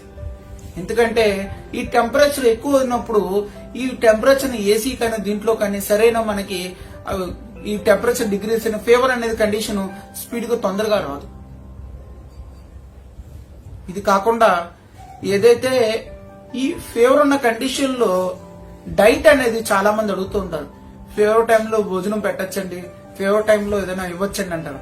కానీ సాధారణంగా చెప్పాలంటే ఫీవర్ అంటే ఇన్ఫర్మేషన్ స్టార్ట్ అయిందే లోన మనకి సిస్టమ్ అనేది చాలా వీక్ గా ఉన్నది కాబట్టి ఈ సందర్భంలో మనం డైట్ తీసుకోవడం కన్నా లిక్విడ్స్ తీసుకోవడం చాలా మంచిది. సాధారణంగా ఇడ్లీ పెట్టామని దోశ పెట్టామని అంటారు, కానీ ఇడ్లీ దోశ అంటేనే ప్రోటీన్ ఫుడ్ కదా. మనం దాన్ని ఫెర్మెంటేషన్ అయిన తర్వాత దాన్ని మళ్ళీ మనం ఉడకబెట్టి మనం ఇస్తాము. దానికన్నా జనరల్ గా లిక్విడ్ ఒక పాలు కానీ లేదంటే ఏమైనా బార్లీ వాటర్ కానీ ఇలా లేదంటే మీ ఇష్టం వచ్చిన వాటర్ని తాగిస్తూ ఉంటే మంచిది. ఫీవర్ కండిషన్ లో ఎంత హైడ్రేట్ అంటే వాటర్ లిక్విడ్స్ ఎక్కువగా వేస్తే వాళ్ళు అంత తొందరగా మనకి సెట్ అవుతారు. అందుకని ఇంతకు ముందు లంకనం పరమౌషధం అని అనేవారు. అంటే పూర్తిగా ఫీవర్ ఉన్నప్పుడు మార్చేసేవాళ్ళు, ఫుడ్ పెట్టేవారు కాదు. మీకు ఏ శాస్త్రం హోమియోపతి కాదు ఆయుర్వేదం కాదు ఎవరైనా సరే ముందేం చెప్తారంటే చాలా పలచటిగా అరిగేటి పట్టండి అని చెప్తుంటారు. భోజనం పెట్టేమని ఎవరో చెప్పరు. కానీ మనం దాన్ని ఏం చేస్తామంటే పెట్టేమన్నారు కదా అని ఆ రోజు అందరూ తినేలాగే జ్వరం ఉన్న పేషెంట్ కూడా భోజనం పెట్టేస్తారు. ఒకసారి మీరు ఆలోచించండి, సిస్టమ్ అనేది ఇన్ఫ్లమేషన్ కండిషన్ కి ఎదుర్కోవడానికి కొన్ని ఉంటే మీరు అప్పుడు బర్డెన్ గా జీర్ణశక్తి పెంచడానికి జీర్ణశక్తి అవేలా ఫుడ్ పెడితే ఆ జీర్ణం జరగడానికి దానికి టైం పడుతుంది. కాబట్టి ఫీవర్ ఉన్న కండిషన్ లో ఫుడ్ పెట్టకపోవడమే మంచిది. కానీ లిక్విడ్స్ అనేవి తరచూ ఇస్తూ ఉండాలి. లిక్విడ్ కంటిన్యూ అవుతుంటే ఫీవర్ కండిషన్ అనేది తగ్గే అవకాశాలు ఉంటాయి. ఇవి కాకుండా ఫీవర్ కండిషన్ లో కవరింగ్ అప్ అంటే ఈ దుప్పటి కప్పుకోవడం అనేది చాలా కండిషన్ అనేది చూసుకోవాలి. ఈ దుప్పటి టెంపరేచర్ బట్టి అంటే ఎక్కువ టెంపరేచర్ ఉన్నప్పుడు కామన్ గా మలేరియా, ఫైలేరియా కండిషన్ లో లేదా యూరిన్ ఇన్ఫెక్షన్ కండిషన్ లో ఆల్రెడీ రైగర్స్ అంటారు బాగా వణుకుతో వస్తూ ఉంటాయి. ఆ కండిషన్ అప్పుడే దుప్పటి కప్పాలి తప్ప మామూలు కండిషన్ లో దుప్పటి లేకుండా ఫీవర్ ఫోమింగ్ పెట్టడం అనేది మంచిది. ఫోమింగ్ పెట్టడం కూడా అతి ఫోమింగ్ మరీ పూర్తి కూలింగ్ వాటర్ కాకుండా నార్మల్ టెంపరేచర్ లో ఉన్న వాటర్ ని పెట్టడం తలకి లేదంటే బాడీకి ఫోమింగ్ పెట్టడం అనేది శ్రేయస్కరం. అసలు ఈ ఫీవర్ కండిషన్ ని చిన్నపిల్లల్లో పెద్ద పిల్లల్లో ముసలి వాళ్ళలో చూడడం ఎలా అనేది కూడా గుర్తుపట్టాలి. సాధారణంగా చిన్నపిల్లలు అంటే 2 సంవత్సరాల లోపు లేదా సంవత్సరం లోపు ఉన్న పిల్లలకి సాధారణంగా వాళ్ళకి ఏమి తెలియదు. ఒక లక్షణం ఉంటది, వాళ్ళు ఏడుస్తూనే ఉంటారు. ఒళ్ళమ్మో అంత పొడిబారిపోతుంది. ఎందుకు ఏడుస్తారో తెలీదు. తల్లి పాలు ఇద్దామని చనుమల పెట్టినా కూడా వాళ్ళు పాలు తాగకుండా ఊసేస్తూ ఉంటారు, వాంతులు అవుతూ ఉంటాయి, ఏడుస్తూనే ఉంటారు. ఇవి కాకుండా వాళ్ళ ఏదైతే మంచినీళ్ళు ఇచ్చినా ఏది ఇచ్చినా తాగకుండా చాలా ఇబ్బంది పడుతూ ఉంటారు. ఈ కండిషన్ లో వాళ్ళకి మనం ఫీవర్ ఉందని టెంపరేచర్ చూడడం చాలా శ్రేయస్కరం. పెద్దవాళ్ళు అయితే ఫీవర్ రాగానే అంటే చిన్నపిల్లల్లో 14 ఏళ్ళ చిన్నపిల్లల్లో అయితే ఫీవర్ రాగానే వాళ్ళు వెంటనే నీరసపడిపోయి పక్క కూర్చుని పోతారు. వాళ్ళు వాంతులు వచ్చే అవకాశాలు ఉంటాయి. వాళ్ళ తలపోటు ఎక్కువగా ఉన్న లోపల సంవత్సరాల్లో పిల్లల్లో సాధారణంగా ఈ కండిషన్స్ ఉంటే మనకు ఫీవర్ తీవ్ర స్థాయిలో ఉన్నట్టు అర్థం. మొట్టమొదటిది ఏంటంటే తలపోటు, రెండోది ఏంటంటే స్టిఫ్నెస్ ఆఫ్ ది నెక్. కొన్ని ఫీవర్ లో మెనింజైటిస్ అలాంటి ఫీవర్ లో స్టిఫ్నెస్ ఆఫ్ ది నెక్ అంటే మెడ గట్టిగా ఉండిపోయి చాలా నోట్లో మాట రాకుండా పళ్ళన్ని బిగిసిపోయి ఉంటాయి. ఇలాంటి ఫీవర్ కండిషన్ లో స్టిఫ్నెస్ ఆఫ్ ది నెక్ ఉంటది. టెటనస్ ఫీవర్ లో, ఇన్ఫెక్షన్ ఉన్న ఫీవర్ లో ఎక్కువగా ఉంటాయి. ఈ ఫీవర్ ఉన్నప్పుడు ఇది తీవ్రమైనగా వేటిని పరిగణిస్తామంటే ముందుగా తలపోటు ఎక్కువగా ఉందన్నా, స్టిఫ్నెస్ ఆఫ్ ది నెక్ మెడ గట్టిగా నిప్పు మొత్తం బిగిసిపోయినా, ఇంకా మాటలు తడబడుతున్నా, కలవరంతలు ఎక్కువగా వస్తున్నా, కన్ఫ్యూజన్ స్టార్ట్ అవుతున్నా, ఈ కండిషన్ చాలా తీవ్రమైన కండిషన్ ఫీవర్ లో. ఈ సందర్భంలో మనం దగ్గరగా ఉన్న డాక్టర్ దగ్గరికి తీసుకెళ్ళడం ఎంతో శ్రేయస్కరం. ఇంకా ఈ ఫీవర్ లో అసలు ముందు మనం చేయకూడదు ఏంటి సందర్భం అనేది చూడాలి. సందర్భం ఫస్ట్ మొదటిది ఏంటంటే ఈ కూలింగ్ లేదా ఏసీలో లేదా ఫ్యాన్ లో అతనికి చల్లదనం కలిగించకుండా కొద్దిగా మామూలు టెంపరేచర్ రూమ్ టెంపరేచర్ లో ఉండడం చూడాలి. రెండోది ఏంటంటే భోజనం అలాంటివి పెట్టడం దూరంగా ఉండాలి. మూడోది అతను ఫిజికల్ మెంటల్ గా రెస్ట్లెస్ లేకుండా రెస్ట్ గా ఉండేటట్లు చూడాలి. అసలు ఈ ఫీవర్ లో టైప్స్ ఏంటంటే చాలా మంది ఈ ఫీవర్ కండిషన్ లో అందరూ అంటారు డాక్టర్ దగ్గరికి వెళ్ళామండి నాకు ఫీవర్ కి 2,000 3,000 ఖర్చు చేయండి లేదంటే ఇన్ని టెస్టులు అవసరం అండి అంటారు. సాధారణంగా ఫీవర్ 2 డేస్ నుంచి 3 డేస్ అంటే 2-3 రోజులు తగ్గపోతే కనుక అవి బాడీలో ఇన్ఫెక్షన్స్ బ్యాక్టీరియాస్ కానీ పారాసైట్స్ కానీ లేదంటే వైరల్ ఫీవర్లు అని లేదంటే సిస్టమిక్ గా ఏమైనా డ్యామేజ్ వస్తుందా అనేది తెలుసుకోవడం ఎంతో ఇంపార్టెంట్. ఎందుకంటే సాధారణంగా మనకి ఫీవర్ అనేది ఈ వైరల్ ఫీవర్ కానీ బ్యాక్టీరియా ఫీవర్ కానీ లేదంటే మనకి ఏదైతే పారాసైట్ కానీ అంటే మలేరియా టైఫాయిడ్ ఇలాంటి ఫీవర్ కండిషన్ లో సాధారణంగా ఈ టైఫాయిడ్ ఫీవర్లు ఇవి కానీ కంటిన్యూగా ఉంటాయి. అసలు ఆ ఫీవర్ టెంపరేచర్ అనేది తగ్గించడం చాలా కష్టంగా ఉంటది. తర్వాత ఈ ఏదైతే ఇంటర్మీడియట్ ఫీవర్ అంటే తగ్గుతూ పెరుగుతూ మళ్ళీ నార్మల్గా వస్తూ మళ్ళీ వస్తూ ఉంటాయో ఇవి చాలా పైరోజెనిక్ ఇన్ఫెక్షన్ గా ఉంటాయి. చాలా ప్రమాదకరంగా ఉండే ఫీవర్లు. అంటే ఈ కండిషన్ తెలుసుకోవడం గురించి ల్యాబ్ టెస్టులు చేయక తప్పదు.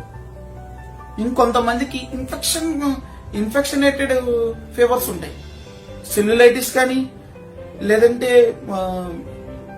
హెపటైటిస్ కానీ చాలా తక్కువ ఫీవర్ ఉంటది కానీ లోన చాలా ఇబ్బంది కలుగుతూ ఉంటారు. ఇది కండిషన్ ఆ సైన్స్ అనేది తెలుసుకోకపోతే హెపటైటిస్ మనకి స్కానింగ్ చేయకపోతే తెలియదు. ఇంకా సెల్యులైటిస్ అంటే ఏమైనా ఇన్ఫెక్షనేటెడ్ డయాబెటిక్ వాళ్ళకి ఏదైనా ఇన్ఫెక్షన్ అయినా వాళ్ళకు కూడా ఇలాంటి కండిషన్ వస్తాయి. యూరిన్ ఇన్ఫెక్షన్ ఉన్నా కూడా చిల్ రైగర్స్ ఫీవర్స్ వస్తాయి.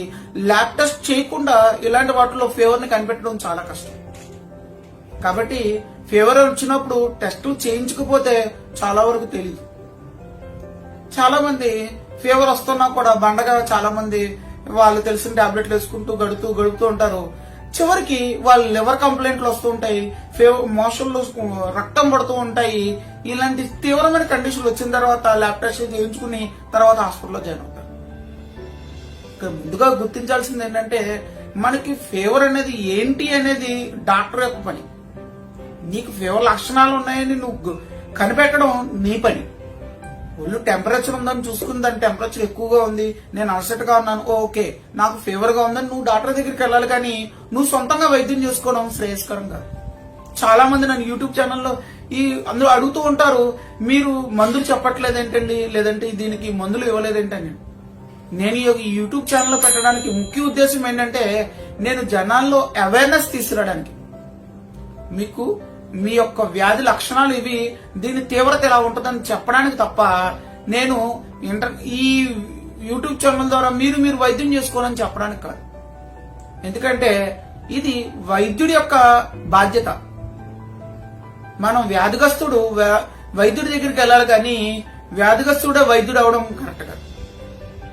ఇంకా ఈ ఫీవర్ కండిషన్ లో మనం తీవ్రతను మనం తగ్గించుకోకపోతే అంటే టెంపరేచర్ కనుక మనం తడిగుడ్డ పెట్టకుండా లేదంటే ఎటువంటి జాగ్రత్తలు తీసుకోకపోవడం వల్ల ఏమవుతుందంటే ఏదైతే మన బ్రెయిన్ లో హైపోథాలమస్ లోంచి ఈ ఫీవర్ కండిషన్ కంట్రోల్ చేయడం గురించి ఫిట్స్ అనేది రిలీజ్ చేస్తుంది. ఈ ఫిట్స్ ఎప్పుడైతే వస్తాయో అప్పుడు టెంపరేచర్ ఆటోమేటిక్ గా తగ్గుతుంది. ఈ కండిషన్ తీవ్రతం అయితే ప్రమాదకరం. ఇది కాకుండా ముందుగా ఫ్యామిలీలో కనుక ఫిట్స్ ఎపిలెప్సీ బ్యాక్గ్రౌండ్ ఏమైనా ఉంటే కనుక వాళ్ళు చిన్నపిల్లలు ఎవరైతే పిల్లలు ఉంటారో వాళ్ళకి ఈ ఫిట్స్ వస్తుంది అనేది మనం గుర్తించాలి. లక్షణాలు ఉంటాయి, మనం జాగ్రత్త పడాలని అర్థం. అంతేకాని అందరికి మా నాన్నగారికి వాళ్ళకి పెరాలసిస్ ఉందండి, నాకు మా అబ్బాయికి ఫిట్స్ వస్తాయంటే చెప్పలేం. కానీ జాగ్రత్త పడడం అనేది తల్లిదండ్రుల బాధ్యత. ఈ ఫీవర్ కండిషన్ లో మనం గుర్తించాల్సిన విషయం మొట్టమొదటిగా ఏంటంటే ముందుగా మనకి లక్షణాలు తీవ్రతం అవ్వకుండానే వైద్యుడి దగ్గరికి వెళ్ళడం ముఖ్యం. అమర్ హోమియో ఎవరైతే వాడుతున్న పూర్వ పేషెంట్లు ఎవరు ఉన్నారో వాళ్ళందరూ కూడా ఈ మా హోమియోపతి మందుల ద్వారా వాళ్ళకి ఫీవర్ విత్ ఇన్ డేస్ లోనే తగ్గిన అవకాశాలు ఉన్నాయి. చాలా మంది టెస్టిమోనియల్లో వాళ్ళు ఫీవర్ ని ఎంతలా బాగా తగ్గించుకున్నారో వాళ్ళ పిల్లల ఫీవర్ ని ఇంతకు ముందుతో పోల్చుకుంటే ఎంత తొందరగా తగ్గినాయి అనేది కూడా టెస్టిమోనియల్ ఉన్నాయి. కాబట్టి అమర్ హోమియోలో మీరు కనుక చూపించుకుంటే ఇలాంటి ఫీవర్లు అనేవి చాలా ఈజీగా తగ్గించుకోవచ్చు. ఈ విధంగా నేను ఈ ఏవైతే ఫీవర్ కి సంబంధించిన విషయాలని మీ ముందు నేను చెప్పగలిగాను అనుకుంటున్నాను. ఇంకా మీకు ఏవైనా సందేహాలు ఉంటే నా కామెంట్ బాక్స్ లో టైప్ చేయండి.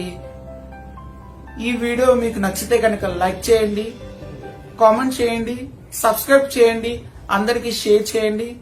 Thank you. అమర్.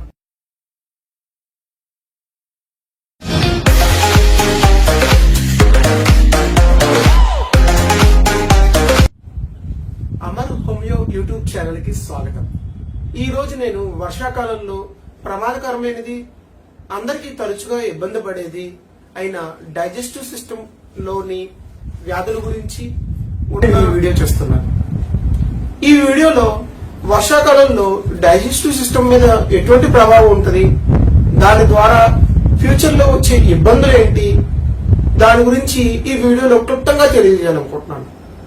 ముందుగా డైజెస్టివ్ సిస్టమ్ గురించి తెలుసుకోవాలి. ఎక్కడైతే నోటి ద్వారా నుండి కిందకి యానల్ రీజన్ వరకు ఉందో దానంతా డైజెస్టివ్ సిస్టమ్ అంటారు. సాధారణంగా ఈ వర్షాకాలంలో అత్యంతగా ఇబ్బంది పడేది వ్యాధుల్లో డయేరియా, వాంతులు, విరోచనాలు, ఇవి కాకుండా మోషన్లో మంట, నిప్పి, జగట విరోచనాలు, గమ్ విరోచనాలు, ఇలాంటి విరోచనాలతో ఎక్కువగా ఇబ్బంది పడుతూ ఉంటారు. సాధారణంగా ఈ విరోచనం గురించి మనం తెలుసుకోవాలి. అసలు విరోచనం అంటే ఏంటంటే బాడీలో ఏదైతే వ్యర్థ పదార్థం ఉందో దాన్ని మనం బయటికి గెంటేసే దాని ద్వారా ఈ యానల్ రీజన్ ద్వారా బయటకు వస్తుంది. సాధారణంగా చిన్నపిల్లల నుంచి మనం గమనిస్తూ ఉంటాము, ఈ మోషన్ గట్టిగా అవడం, లేదంటే మెత్తగా అవడం, లేదంటే విరోచనాలు ఎక్కువ కావడం, ఇవన్నీ చూస్తూ ఉంటాము. ఇవి దీంట్లో ముందుగా సాధారణం ఏంటి, అసాధారణం ఏంటో తెలుసుకోవాలి. సాధారణంగా గట్టిగా అయినా లేదా కొద్దిగా అవుతున్నా వీళ్ళు మలబద్ధకంతో బాధపడుతున్నట్టు అర్థం. మోషన్ ఒకేసారి అవి దాంట్లో ఎటువంటి ఇబ్బంది లేదు. ఒకసారి మోషన్ కి వెళ్ళగానే అర్జీ రాగానే వెళ్ళి మోషన్ అయిపోయింది, తర్వాత ఎటువంటి ఇబ్బంది లేకుండా బయటకు వస్తే వాళ్ళు మలబద్ధకం లేని సాధారణమైన విరోచనంతో సమానం.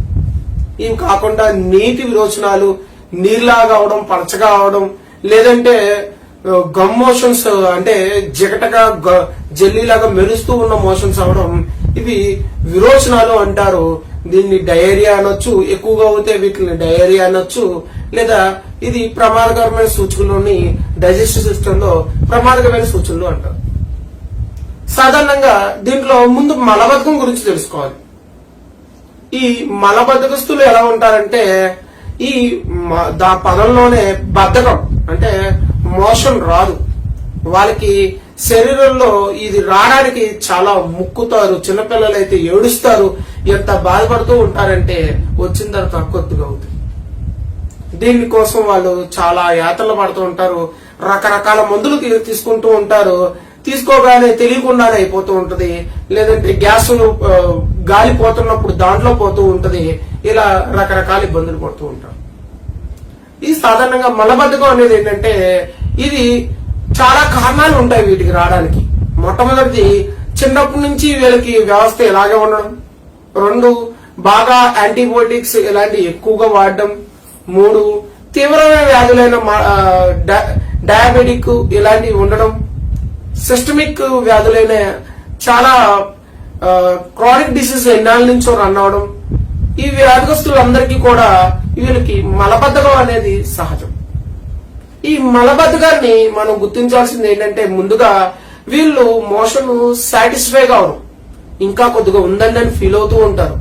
అత్తమానం వస్తున్నట్టు ఫీలింగ్ ఉంటుంది, కానీ అంతే రాదు. మోషన్కి వెళ్ళడంలో నీరుడు ఎక్కువ అవుతుంది, కానీ మోషన్ రాదు. ఈ మలబద్ధకం సూచన.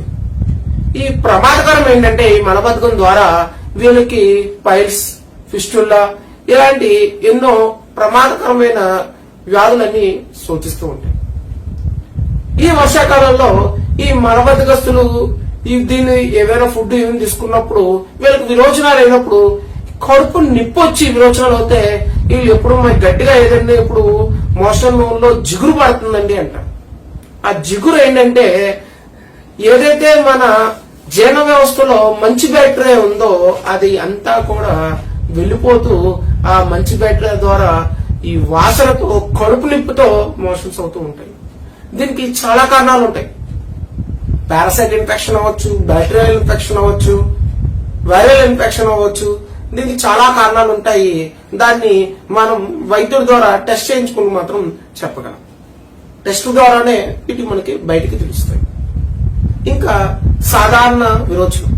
ఈ సాధారణ విరోచనం అంటే ఏంటంటే ఈ ఎప్పుడైతే మోషన్కి వెళ్ళాలని కోరిక లేదా అర్జం వస్తుందో వెళ్ళగానే ఒకసారిగానే పూర్తిగా అయిపోతుంది. ఆ తర్వాత వాళ్ళు ఎటువంటి ఇబ్బంది పడరు. దాన్ని కొంత హోల్డ్ కూడా చేయగలరు, కాసేపు ఆపగలరు.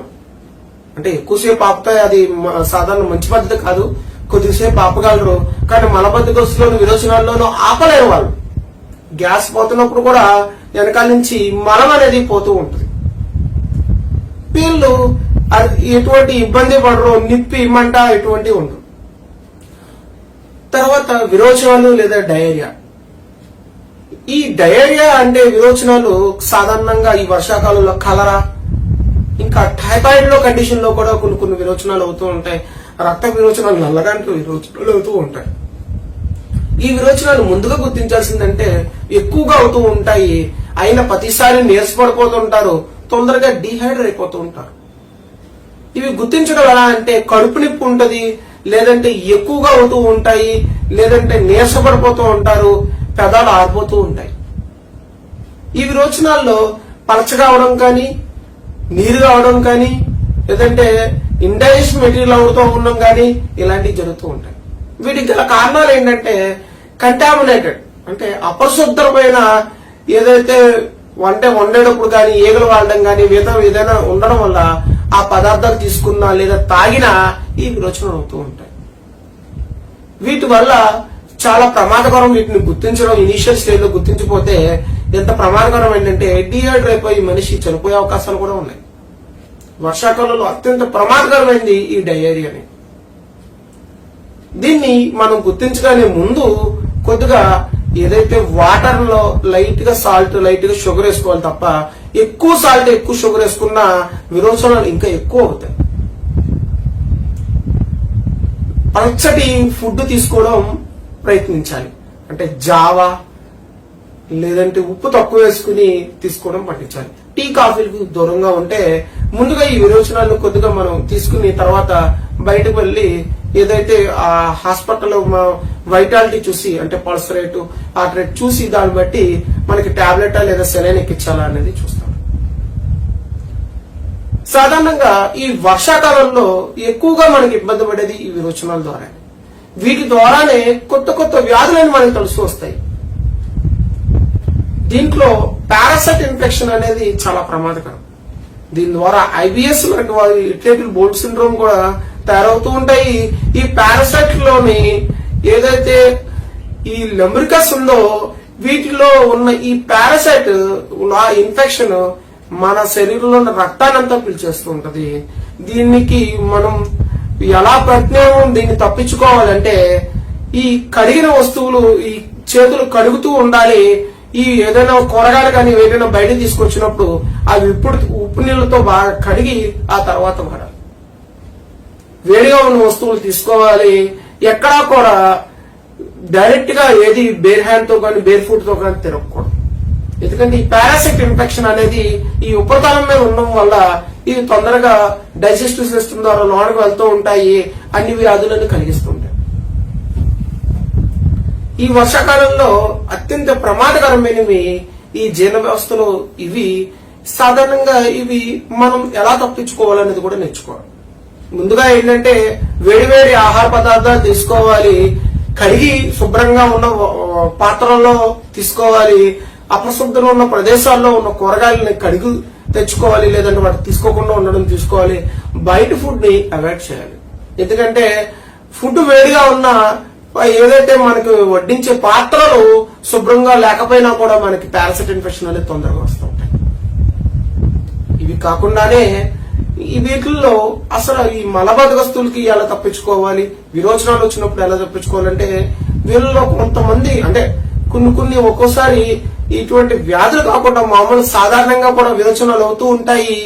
ఆ రోజు ఏంటంటే నీరసం ఉండదు, కానీ కొద్దిగా బాడీ ఏంటంటే దానిగా రిపేర్ చేసుకున్నప్పుడు కొంత మోషన్స్ అయ్యి మళ్ళీ సెట్ అవుతూ ఉంటాయి. దానివల్ల ఎటువంటి వాళ్ళకి ఇబ్బంది ఉండదు, వాళ్ళ నీరసంగా ఉండదు, ఏముండదు. కానీ ఏంటంటే కొంత లాన్ ఉన్న ఏదైతే వాళ్ళ బాడీ కొద్దిగా రిపేర్ చేసుకుంటున్నప్పుడు అవుతూ ఉంటాయి. ఆ సందర్భంలో మనం భయపడక్కర్లేదు. ఎక్కువగా ఇంత నీళ్ళ విరోచనాల టైప్ అయితే అవును. కొంతమంది డైట్ ఫాలో అయ్యేటప్పుడు కీటో డైట్ అని, వాటర్ డైట్ అని, ఈ డైట్ ఫాలో అయ్యేటప్పుడు కూడా కొన్ని మోషన్స్ అవుతూ ఉంటాయి. వాటిలో కూడా ఇబ్బంది పడడం అవసరం లేదు. ఈ వర్షాకాలంలో మనం చాలా జాగ్రత్తగా తీసుకోవాల్సింది ఏంటంటే, ఏ ఫుడ్ తీసుకొచ్చినా వాటిని శుభ్రంగా కడుక్కోవాలి, శుభ్రంగా వండాలి, శుభ్రంగా తీసుకోవాలి. ఈ నీళ్ళల్లో వాటర్ ను కూడా బాగా వేడి చేసి వాటర్ తాగితే ఆరోగ్యానికి మంచిది. ఈ కుళాయి వాటర్ తాగుతారు, ఆరో వాటర్ తాగుతారు, ఏవో వాటర్ తాగుతారు అనేది మీ ఇష్టం. కానీ ఈ వర్షాకాలంలో మీరు తీసుకునే దాన్ని బట్టే ఫ్యూచర్ ఆరోగ్యం అనేది మీది ఆధారపడి ఉంటుంది. ఈ వీడియోలో మీకు ఇంకేమైనా సందేహాలు ఉంటే ఈ వీడియోని లైక్ చేయండి, కామెంట్ చేయండి, షేర్ చేయండి, సబ్స్క్రైబ్ చేయండి. Thank you.